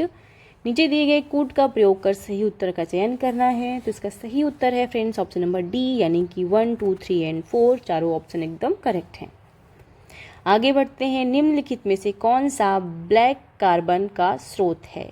किसका ब्लैक कार्बन का स्रोत क्या है? आइए देखते हैं। पहला है जैव भार का जलना, बी है ठोस ईंधन से खाना बनाना, सी है डीजल उत्सर्जन और चौथा है उपर्युक्त सभी। तो इसका सही आंसर है फ्रेंड्स ऑप्शन नंबर डी यानी कि उपर्युक्त सभी जो ऑप्शन है वो सही है। तो फ्रेंड्स ब्लैक कार्बन का कार्य क्या है मैं आपको बता देती हूँ। ब्लैक कार्बन वातावरण में गर्मी को अवशोषित करके और हिमपात और बर्फ पर जमा होने पर एल्बिडो यानी कि सूर्य तप को प्रतिबिंबित करने की क्षमता रखता है। इसको एल्बिडो को कम करके पृथ्वी को गर्म करता है। यह कार्य होता है ब्लैक कार्बन का। फ्रेंड्स ब्लैक कार्बन जो है वो सूर्य के प्रकाश का सबसे प्रबल अवशोषक है और सीधे हवा को गर्म करता है। इसके अलावा यह बर्फ के जमाव और हिमनदों को निक्षेपण के माध्यम से काला कर देता है और हिमपात तथा बर्फ को पिघला देता है। और फ्रेंड्स यही ब्लैक कार्बन है जो हिंदुकुश हिमालयी हिमनदों जैसे पर्वतीय हिमनदों के पिघलने की प्रक्रिया को और अधिक तेज कर देता है। नेक्स्ट क्वेश्चन है फ्रेंड्स हमारा, उत्तर प्रदेश के मुख्यमंत्री द्वारा NEVA यानी राष्ट्रीय ई विधान एप्लीकेशन सेवा केंद्र का उद्घाटन कब किया गया था? तो इसका सही आंसर है फ्रेंड्स ऑप्शन नंबर ए यानी कि 19 मई 2022 को। अब बढ़ते हैं अपने अगले क्वेश्चन की ओर। हाल ही में भारत के सबसे बड़े ड्रोन महोत्सव भारत ड्रोन महोत्सव 2022 का उद्घाटन किया गया है। तो इसका सही आंसर है फ्रेंड्स ऑप्शन नंबर डी यानी कि नई दिल्ली में। अब बढ़ते हैं अपने नेक्स्ट क्वेश्चन की ओर। स्वस्थानीय जैवोपचारण बायोरेमेडिएशन रणनीतियों के संदर्भ में निम्नलिखित में से कौन सा या से कथन सही है अथवा है? तो पहला है बायोस्पॉर्जिंग में जीवाणुओं के स्थानिक विकास को प्रोत्साहित करने के लिए कुओं के माध्यम से मिट्टी में वायु तथा पोषक तत्वों की आपूर्ति की जाती है। दूसरा है बायोवेटिंग में भूजल ऑक्सीजन सांद्रता को बढ़ाने के लिए वायु को जल स्तर के नीचे प्रविष्ट कराया जाता है। नीचे दिए गए कूट से सही उत्तर का चयन करना है, तो ऑप्शन है केवल एक सही है या फिर दोनों सही हैं, एक और दो दोनों सही हैं। ऑप्शन सी है केवल दो सही है, या फिर ऑप्शन डी ना तो एक सही है और ना ही दो सही है। तो इसका सही आंसर है फ्रेंड्स ना तो एक सही है और ना ही दो सही है, यानी कि ऑप्शन डी एकदम करेक्ट आंसर हो जाता है इसका। नीचे दो कथन दिए गए हैं, एक को अभिकथन ए और दूसरे को कारण आर कहा गया है। आइए देखते हैं इसे। अभिकथन ए, समताप मंडल में ओजोन पृथ्वी पर जीवन के लिए सबसे अच्छा संकेत है। आर जो है, समताप मंडलीय ओजोन सूर्य की कुछ हानिकारक पराबैंगनी किरणों को अवशोषित करके पृथ्वी पर जीवन की रक्षा करती है। तो इसका सही आंसर है फ्रेंड्स ऑप्शन नंबर ए, यानी कि ए और आर दोनों सही हैं और आर ए की सही व्याख्या भी करता है, यानी कि ये दोनों कथन एकदम सही हैं और आर जो है वो ए की सही व्याख्या करता है। अब बढ़ते हैं नेक्स्ट क्वेश्चन की ओर।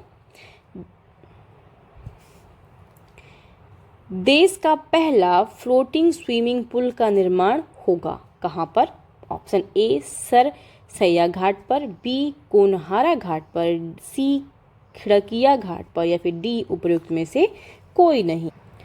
तो इसका सही आंसर है फ्रेंड्स ऑप्शन नंबर सी खिड़किया घाट, जिसे अब हम नमो घाट के नाम से भी जानते हैं। अब बढ़ते हैं अगले क्वेश्चन की ओर। अपर्दाहारी जिस प्रक्रिया द्वारा जीवाणु और कवकीय एंजाइम अपर्द को सरल जैविक पदार्थों में अपघटित कर देते हैं उसे कहते हैं? ए खनिजीकरण, बी विखंडन, सी अपचय, या फिर डी ह्यूमसीकरण।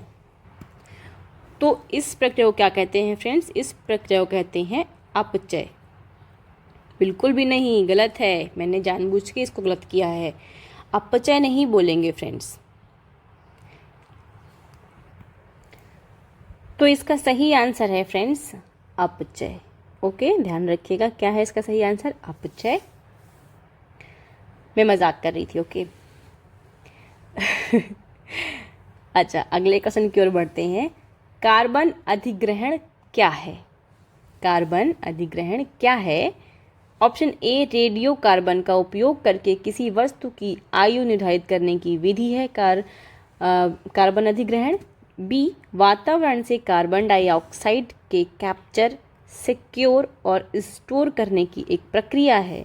सी वातावरण से कार्बन डाइऑक्साइड का निष्कर्षण है। डी मीथेन के साथ कार्बन का मिश्रण है। तो इसका सही आंसर हो जाएगा फ्रेंड्स ऑप्शन नंबर बी वातावरण से कार्बन डाइऑक्साइड के कैप्चर, सिक्योर और स्टोर करने की एक प्रक्रिया को हम कार्बन अधिग्रहण कहते हैं। अब बढ़ते हैं अपने नेक्स्ट क्वेश्चन की ओर। निम्नलिखित में से किसने महिला विश्व मुक्केबाजी चैंपियनशिप 2022 में स्वर्ण पदक जीता है? तो इसका सही आंसर है option number A Nikhat Zareen. Nikhat Zareen ने विश्व मुक्केबाजी चैंपियनशिप 2022 में स्वर्ण पदक जीता है। और दूसरी बात ध्यान रखिएगा फ्रेंड्स कि मनीषा मौन और परवीन हुड्डा ने कांस्य पदक जीते हैं। किसने? मनीषा मौन और परवीन हुड्डा ने क्या जीता है? कांस्य पदक जीता है। और निखत जरीन ने स्वर्ण पदक जीता है। अब बढ़ते हैं अपने नेक्स्ट क्वेश्चन की ओर। प्राकृतिक संसाधनों और प्रकृति के संरक्षण के लिए अंतर्राष्ट्रीय संघ IUCN का मुख्यालय निम्नलिखित में से किस स्थान पर स्थित है? तो इसका सही ऑप्शन है friends option number B Gland, Switzerland में। नेक्स्ट क्वेश्चन है फ्रेंड्स हमारा, जलवायु परिवर्तन पर संयुक्त राष्ट्र फ्रेमवर्क कन्वेंशन UNFCCC के किस जलवायु सम्मेलन में अंतर्राष्ट्रीय सौर गठबंधन की शुरुआत की गई थी? तो इसका सही आंसर है option number B conference of parties 21। Conference of parties 21, ध्यान रखिएगा।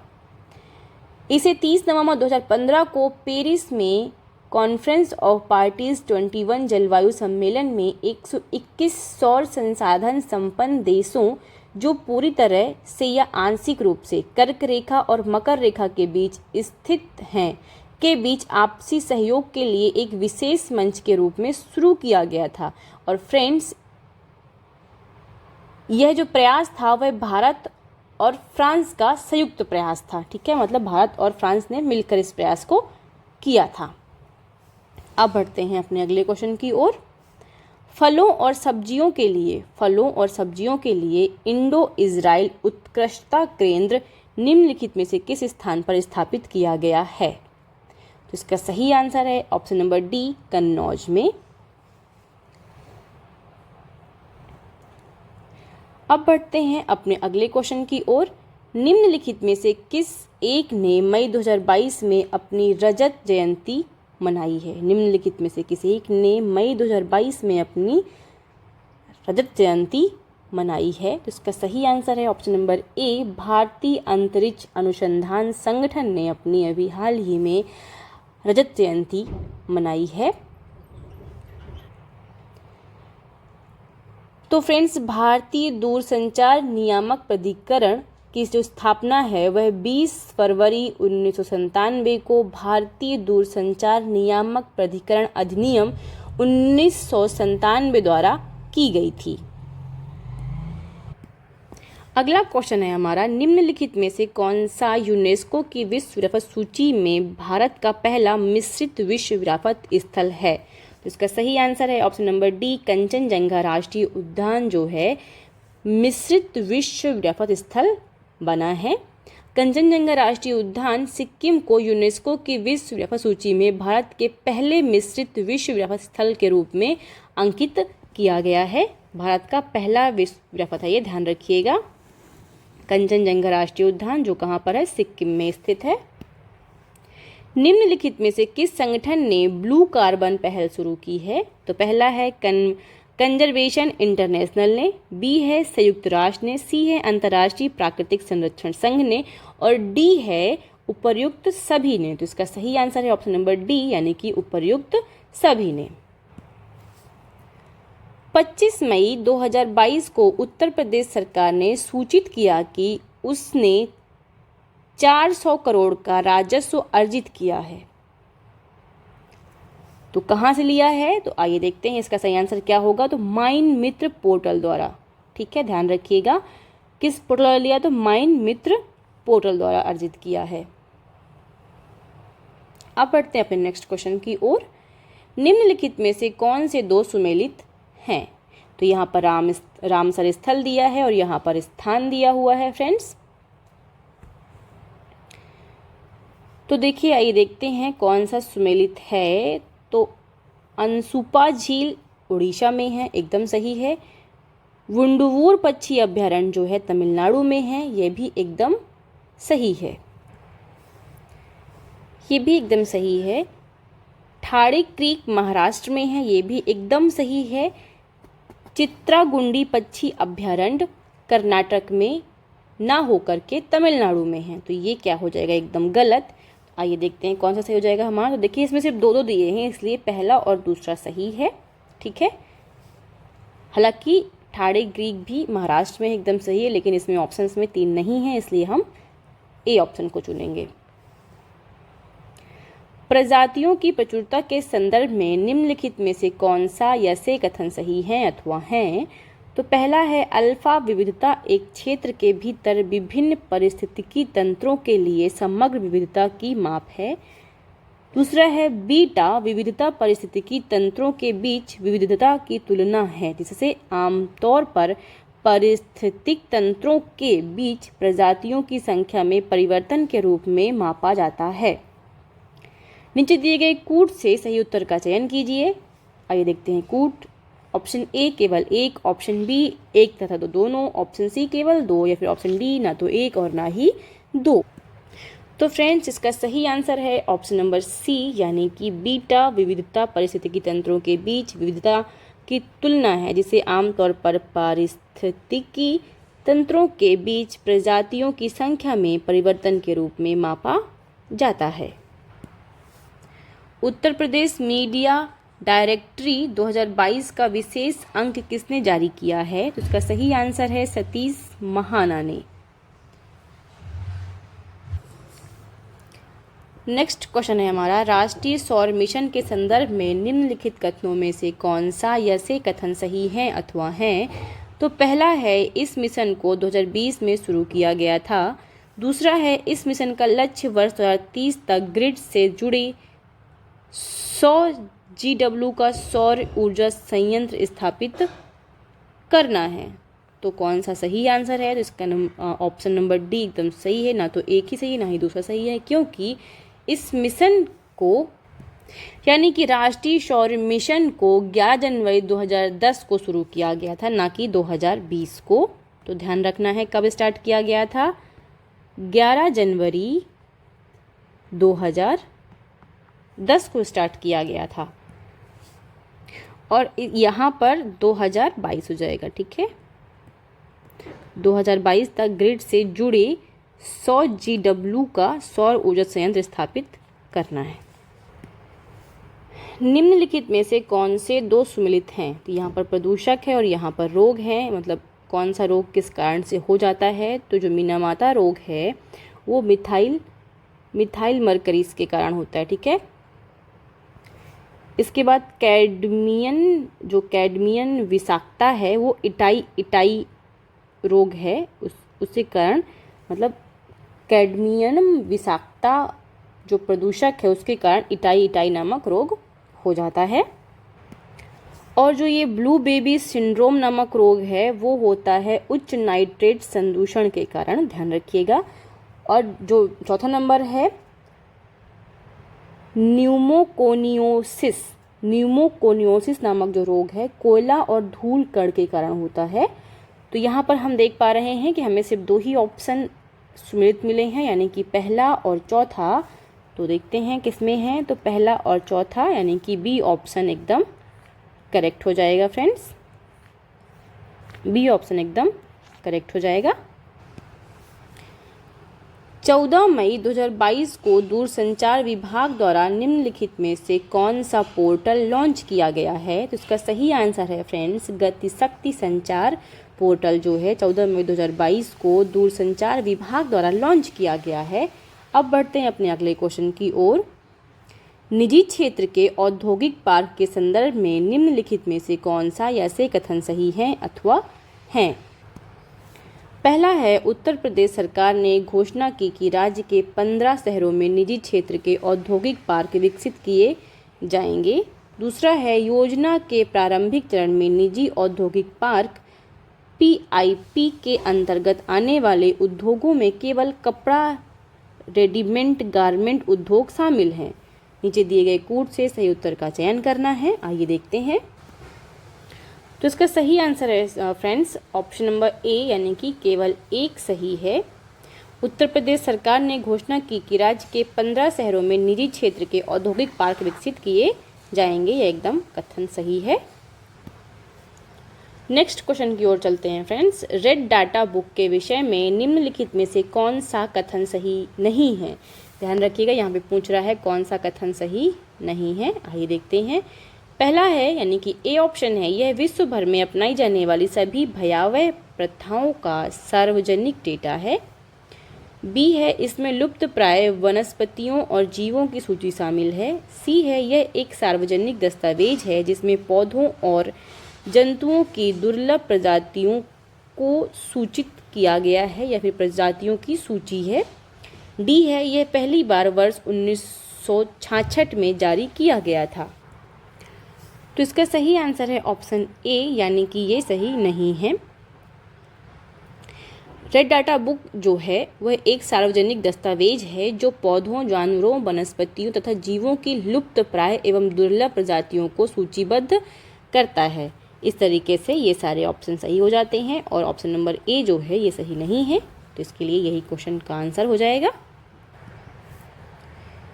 नेक्स्ट क्वेश्चन की ओर चलते हैं फ्रेंड्स। विभिन्न आवश्यकताओं के अनुकूलन के कारण विभिन्न दिशाओं में एक ही संरचना का विकास किस प्रकार के रूप में जाना जाता है? तो इसका सही ऑप्शन है फ्रेंड्स ऑप्शन नंबर बी, अपसारी विकास, एक ही संरचना का विकास किस रूप में जानते हैं, तो ये अपसारी विकास कहलाता है। अब बढ़ते हैं अपने नेक्स्ट क्वेश्चन की ओर। हाल ही में केंद्रीय संस्कृति मंत्रालय ने अंतर्राष्ट्रीय संग्रहालय दिवस के लिए एक सप्ताह का समारोह आयोजित किया है जो मनाया जाता है। तो आइए देखते हैं फ्रेंड्स।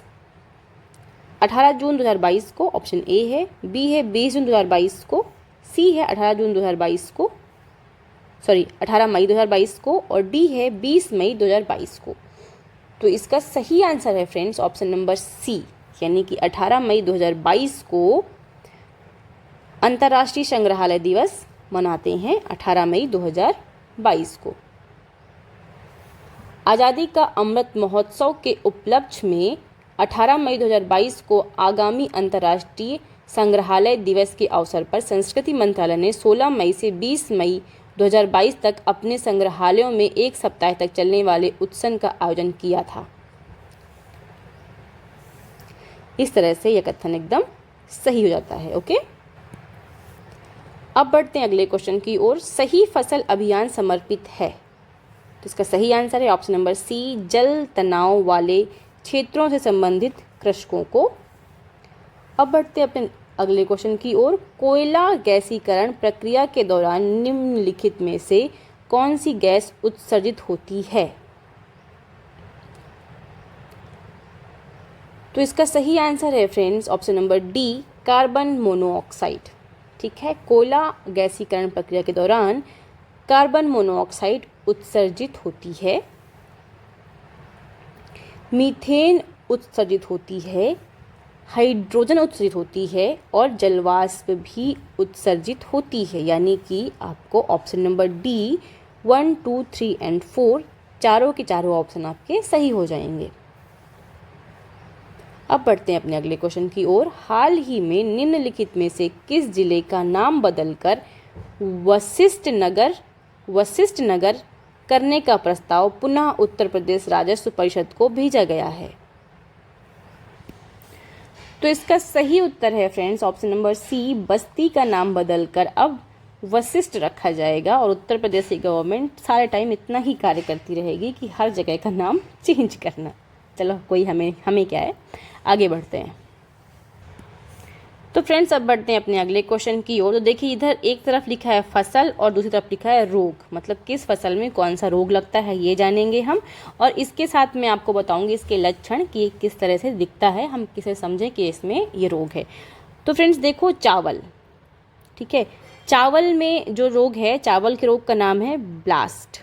ठीक है, चावल में क्या हो गया, ब्लास्ट। ओके, ध्यान ऐसे आप लोग लर्न कर लो।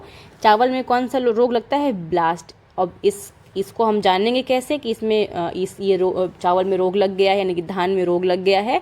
इस रोग में पत्तियों में भूरे रंग के नाव की तरह के चकत्ते दिखाई देते हैं। कैसे, भूरे रंग के नाव की तरह के चकत्ते दिखाई देंगे आपको। अब आइए जानते हैं गन्ना के बारे में। तो गन्ना जो है, गन्ने में आपको जो रोग है उस रोग को बोलते हैं रेड रॉट। क्या बोलते हैं, रेड रॉट बोलते हैं इसमें। और इसमें फ्रेंड्स छोटे लाल रंग के धब्बे पत्ती के मध्य सिरा पर प्रकट होते हैं तथा गन्ने की भीतरी भाग लाल होता है। मतलब जब हम लोग गन्ने को खाते हैं फ्रेंड्स तो नहीं वो रेड दिखता है, तो वो क्या है, वो एक रोग है। ठीक है, अब आते हैं चने में। तो जो चना है, चना में कौन सा रोग होता है फ्रेंड्स, चने में होता है उकठा रोग। कौन सा रोग, उकठा। जो इसकी पत्तियां होती हैं वो पीली पड़कर सूख जाती हैं तथा इसकी जो जड़ें होती हैं वो क्या होती हैं, काली पड़कर गल जाती हैं। इसे हम बोलते हैं उकठा रोग। इस तरह से चना पूरा क्या होता है, खराब हो जाता है। तो चने में कौन सा रोग लगता है, उकठा रोग। चावल में लगता है ब्लास्ट रोग, गन्ने में लगता है रेड रॉट रोग और गेहूं में लगता है रस्ट रोग। ध्यान रखिएगा, गेहूं में कौन सा लगता है, रस्ट रोग। और जो गेहूं की जो पत्तियां होती हैं फ्रेंड्स, इसमें पीले, भूरे और काले रंग के धब्बे दिखाई देते हैं। और इस तरह से जब पत्तियां खराब होती हैं तो पूरा का पूरा गेहूं क्या है, बर्बाद हो जाता है। तो इस तरह से हमने इसके रोग को जाना और फसल को जाना। तो अब आइए देखते हैं कि इसमें से कौन सा आंसर होगा सही। तो इसका है ऑप्शन नंबर बी एकदम करेक्ट हो जाएगा, पहले का दूसरा। दूसरे का चौथा और तीसरे का पहला और चौथे का तीसरा, यानी कि बी ऑप्शन एकदम करेक्ट हो जाएगा। अब बढ़ते हैं अपने अगले ऑप्शन की ओर, मतलब अगले क्वेश्चंस की ओर। हमारा अगला क्वेश्चन है फ्रेंड्स, संरक्षण प्राथमिकता के IUCN वर्गीकरण के अनुसार एक प्रजाति को सुवेद के रूप में चिन्हित करने के लिए निम्नलिखित में से किस स्थिति पर विचार किया जा सकता है? पहला, प्रजाति का अंतिम जीव भी अब जीवित नहीं है। बी, पिछले 10 वर्षों में प्रजातियों की आबादी में कमी 90% से अधिक है। सी, पिछले 10 वर्षों में प्रजातियों की आबादी में कमी 70% है। या फिर डी, पिछले 10 वर्षों में आबादी में कमी 50% से कम है। तो इसका सही आंसर हो जाएगा फ्रेंड्स ऑप्शन नंबर डी, पिछले 10 वर्षों में आबादी में कमी 50% से कम है। इसे हम क्या बोलेंगे? IUCN वर्गीकरण के अनुसार एक प्रजाति को सुवेद के रूप में चिन्हित करने के लिए यह आंकड़ा जरूरी है। अब बढ़ते हैं अपने अगले क्वेश्चन की ओर। सामुदायिक वन संसाधन CFR अधिकारों के संदर्भ में निम्नलिखित कथनों में से कौन सा या से सही है अथवा हैं?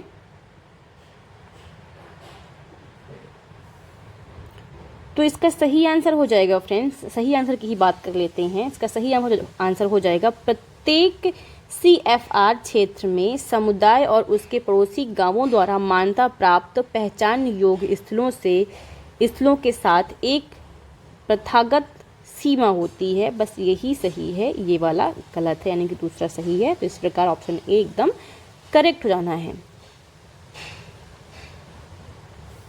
अब बढ़ते हैं अगले क्वेश्चन की ओर।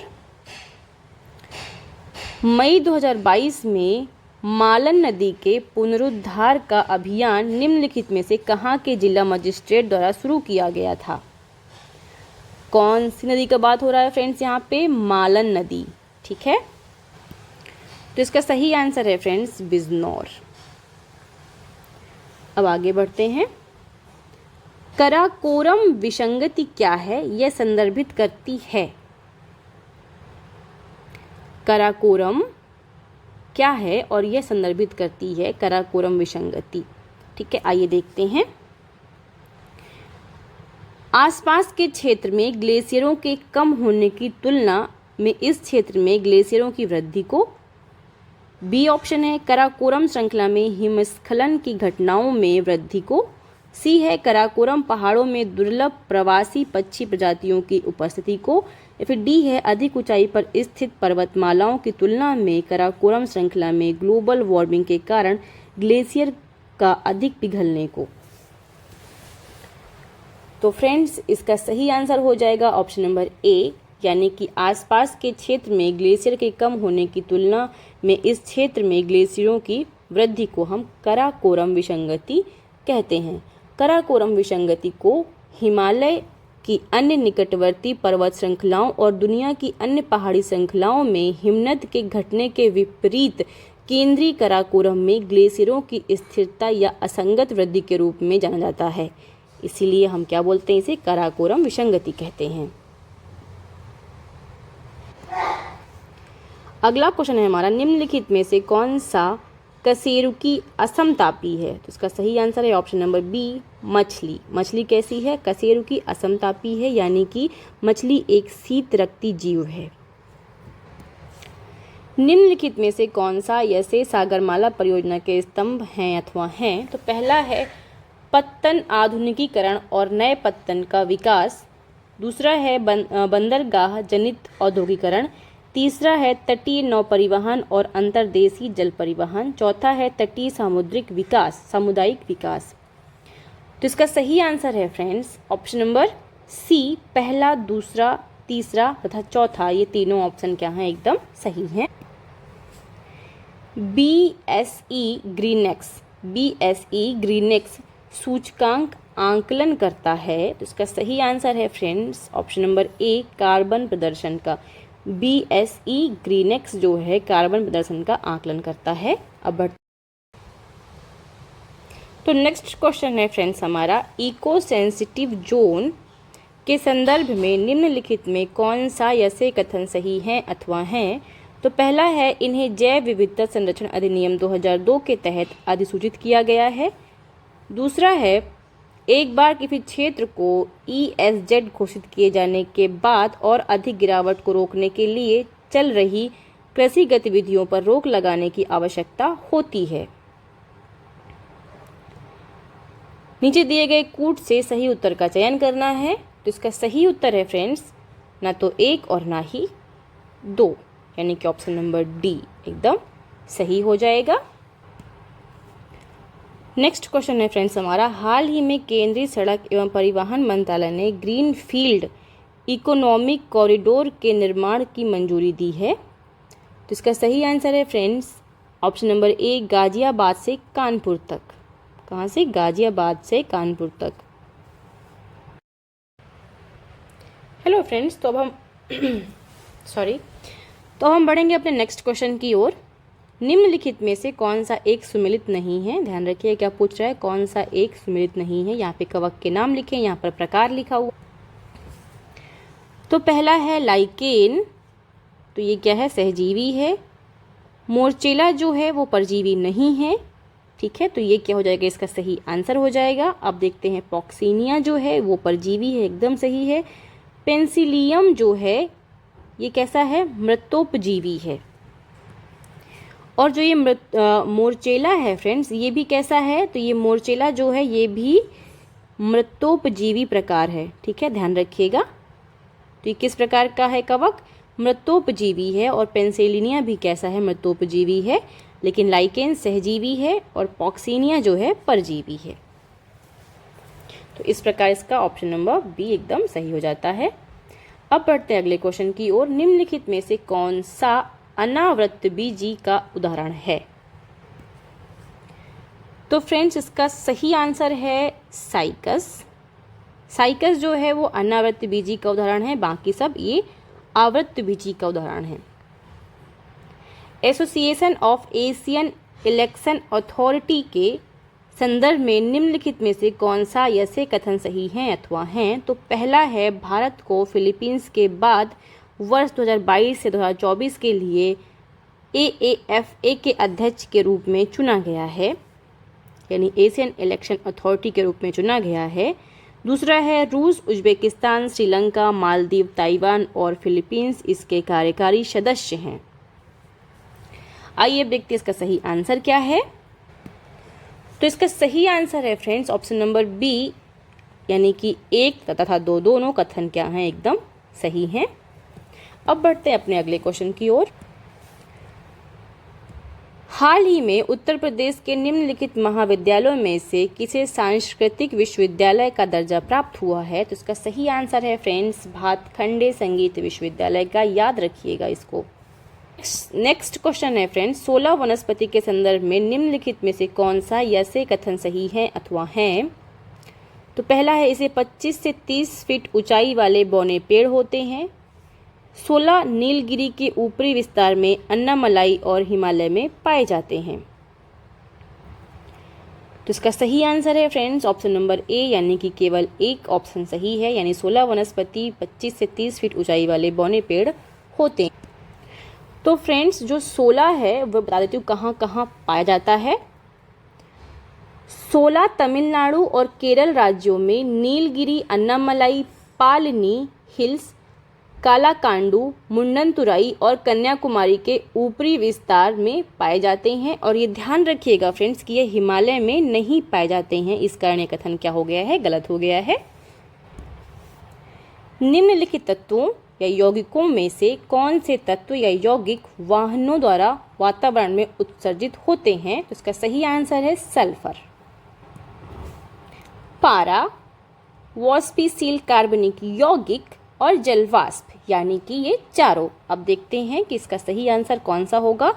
तो यानी कि पहला, दूसरा, तीसरा और चौथा, यानी कि बी ऑप्शन एकदम करेक्ट हो जाएगा। राष्ट्रीय परिवार स्वास्थ्य सर्वेक्षण NFHS 5, यानी कि राष्ट्रीय परिवार स्वास्थ्य सर्वेक्षण 5 के अनुसार भारत में नई कुल प्रजनन दर TFR क्या है? तो इसका सही ऑप्शन है ऑप्शन नंबर डी 2.0।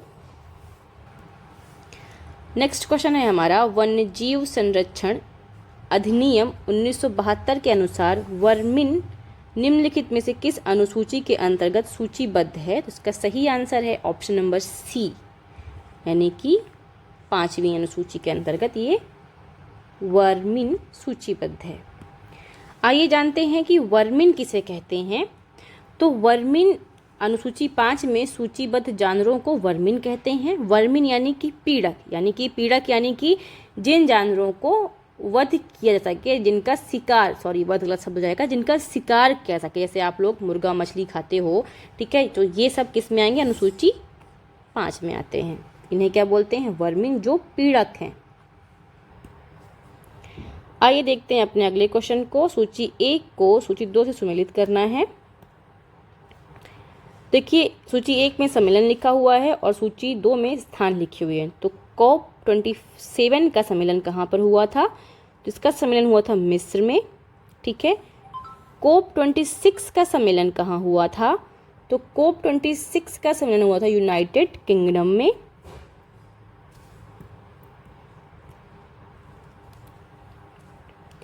और COP25 का सम्मेलन कहाँ हुआ था? तो इसका सम्मेलन हुआ था स्पेन में। और COP24 का सम्मेलन कहाँ हुआ था? तो ये हुआ था पोलैंड में। इस तरह से इसका ऑप्शन क्या हो जाएगा? विकल्प डी एकदम करेक्ट हो जाएगा। अब बढ़ते हैं अगले क्वेश्चन की ओर। Uttar Pradesh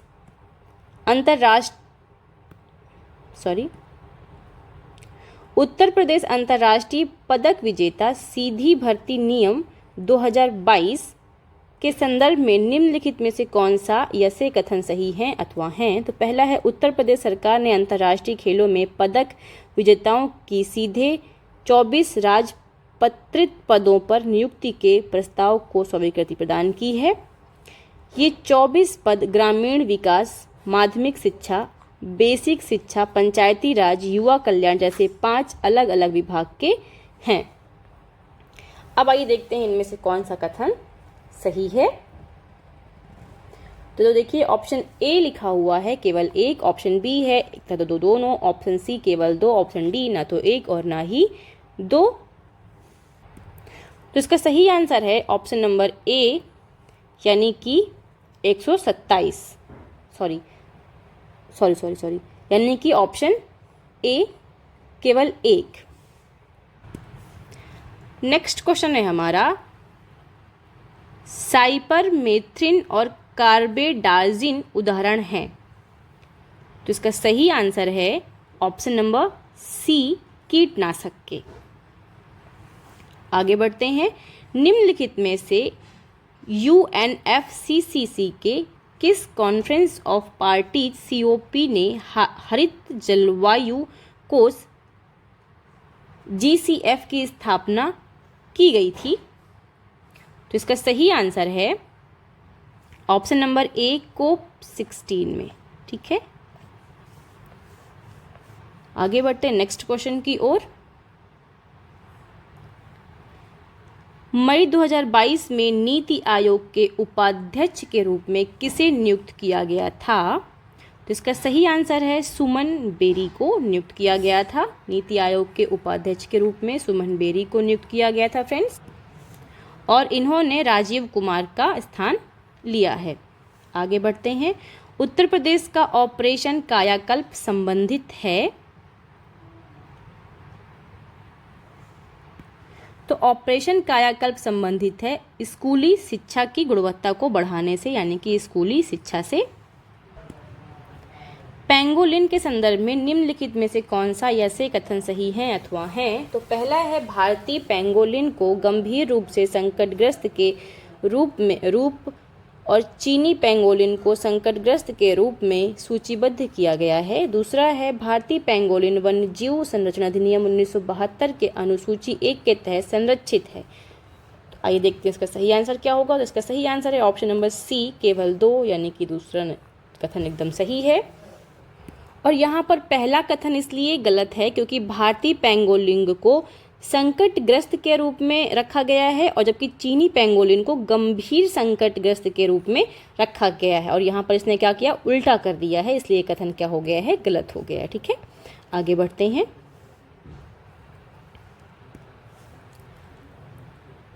sulphur dioxide SO2 के संदर्भ में निम्नलिखित कथनों में से कौन सा या से कथन सही है अथवा हैं? तो पहला है, वायुमंडल में SO2 का सबसे बड़ा स्रोत विद्युत संयंत्रों में जीवाश्म ईंधन का दहन है। दूसरा है, लोहे या विद्युत संयंत्रों के उत्सर्जन से सल्फर डाइऑक्साइड कोयले के निष्कर्षण को फ्लू गैस विसल्फरीकरण FGD कहा जाता है। नीचे दिए गए कूट से सही उत्तर का चयन करना है।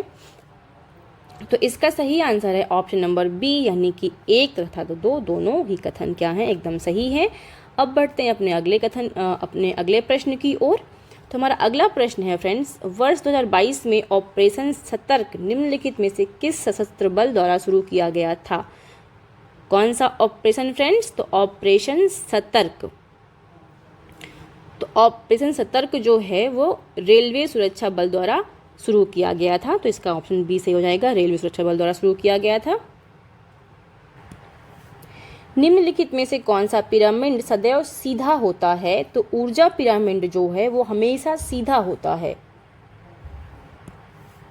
वैश्विक पर्यावरण निधि की स्थापना कब हुई थी? तो इसका सही आंसर है ऑप्शन नंबर डी, 1990 में वैश्विक पर्यावरण निधि की स्थापना हुई थी। अब बढ़ते अगले क्वेश्चन की ओर। उत्तर प्रदेश के कितने जिलों के लिए भारत सरकार ने प्राकृतिक खेती और अभिनव कृषि को बढ़ावा देने हेतु कुल 82.83 करोड़ की राशि स्वीकृति की है?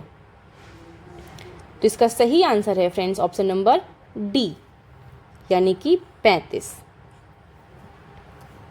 आगे बढ़ते हैं। हमारा नेक्स्ट क्वेश्चन है, पिग्मी होंग विश्व के सबसे दुर्लभ एवं सबसे छोटे जंगली सूअर निम्नलिखित में से किस राष्ट्रीय उद्यान में पाए जाते हैं?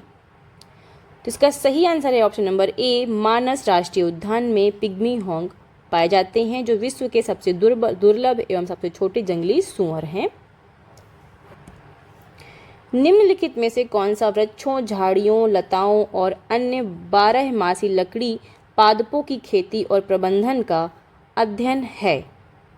तो इसका सही आंसर है अर्बोरिकल्चर। ठीक है, अर्बोरिकल्चर जो है उस पे हम वृक्षों, झाड़ियों, लताओं और अन्य 12मासी लकड़ी पादपों की खेती और प्रबंधन का अध्ययन करते हैं। मार्तंड सूर्य मंदिर निम्नलिखित में से किस राज्य या केंद्र शासित प्रदेश में स्थित है? तो इसका सही आंसर है ऑप्शन नंबर बी, जम्मू और कश्मीर में स्थित है। आगे बढ़ते हैं। उत्तर प्रदेश के सिल्क एक्सचेंज के संदर्भ में निम्नलिखित में से कौन सा या से कथन सही है अथवा हैं? उत्तर प्रदेश सरकार वाराणसी में राज्य का सिल्क एक्सचेंज स्थापित करेगी। दूसरा है, एक जिला एक उत्पाद ODOP योजना के तहत सिल्क एक्सचेंज का डिजिटलीकरण होगा। तो इसका सही आंसर हो जाएगा फ्रेंड्स पहला तथा दूसरा दोनों कथन ही सही हैं। क्लोनिंग वेक्टर के संदर्भ में निम्नलिखित में से कौन सा या से कथन सही है अथवा हैं? प्लास्मिड, कॉस्मिड, बैक्टीरियोफेज और यीस्ट के कृत्रिम गुणसूत्र क्लोनिंग वेक्टर के उदाहरण हैं। दूसरा है, प्लास्मिड और बैक्टीरियोफेज में बैक्टीरिया कोशिकाओं के साथ उनके जीनोम की उच्च प्रतिलिपि संख्या होती है। नीचे दिए गए कोड से सही उत्तर का चयन करिए। तो इसका सही आंसर हो जाएगा फ्रेंड्स ऑप्शन नंबर बी, पहला तथा दूसरा दोनों ही क्या हैं, सही हैं। Sorry friends. अब अपने अगले क्वेश्चन की ओर बढ़ते हैं। निम्नलिखित में से कौन सी प्रजाति केवल अरुणाचल प्रदेश के नामदफा टाइगर रिजर्व में पाई जाती है? तो ध्यान रखिएगा, नामदफा टाइगर रिजर्व में उड़न गिलहरी पाई जाती है। अब बढ़ते हैं अपने अगले क्वेश्चन की ओर। स्वच्छ सर्वेक्षण 2023 के संदर्भ में निम्नलिखित कथनों पर विचार कीजिए।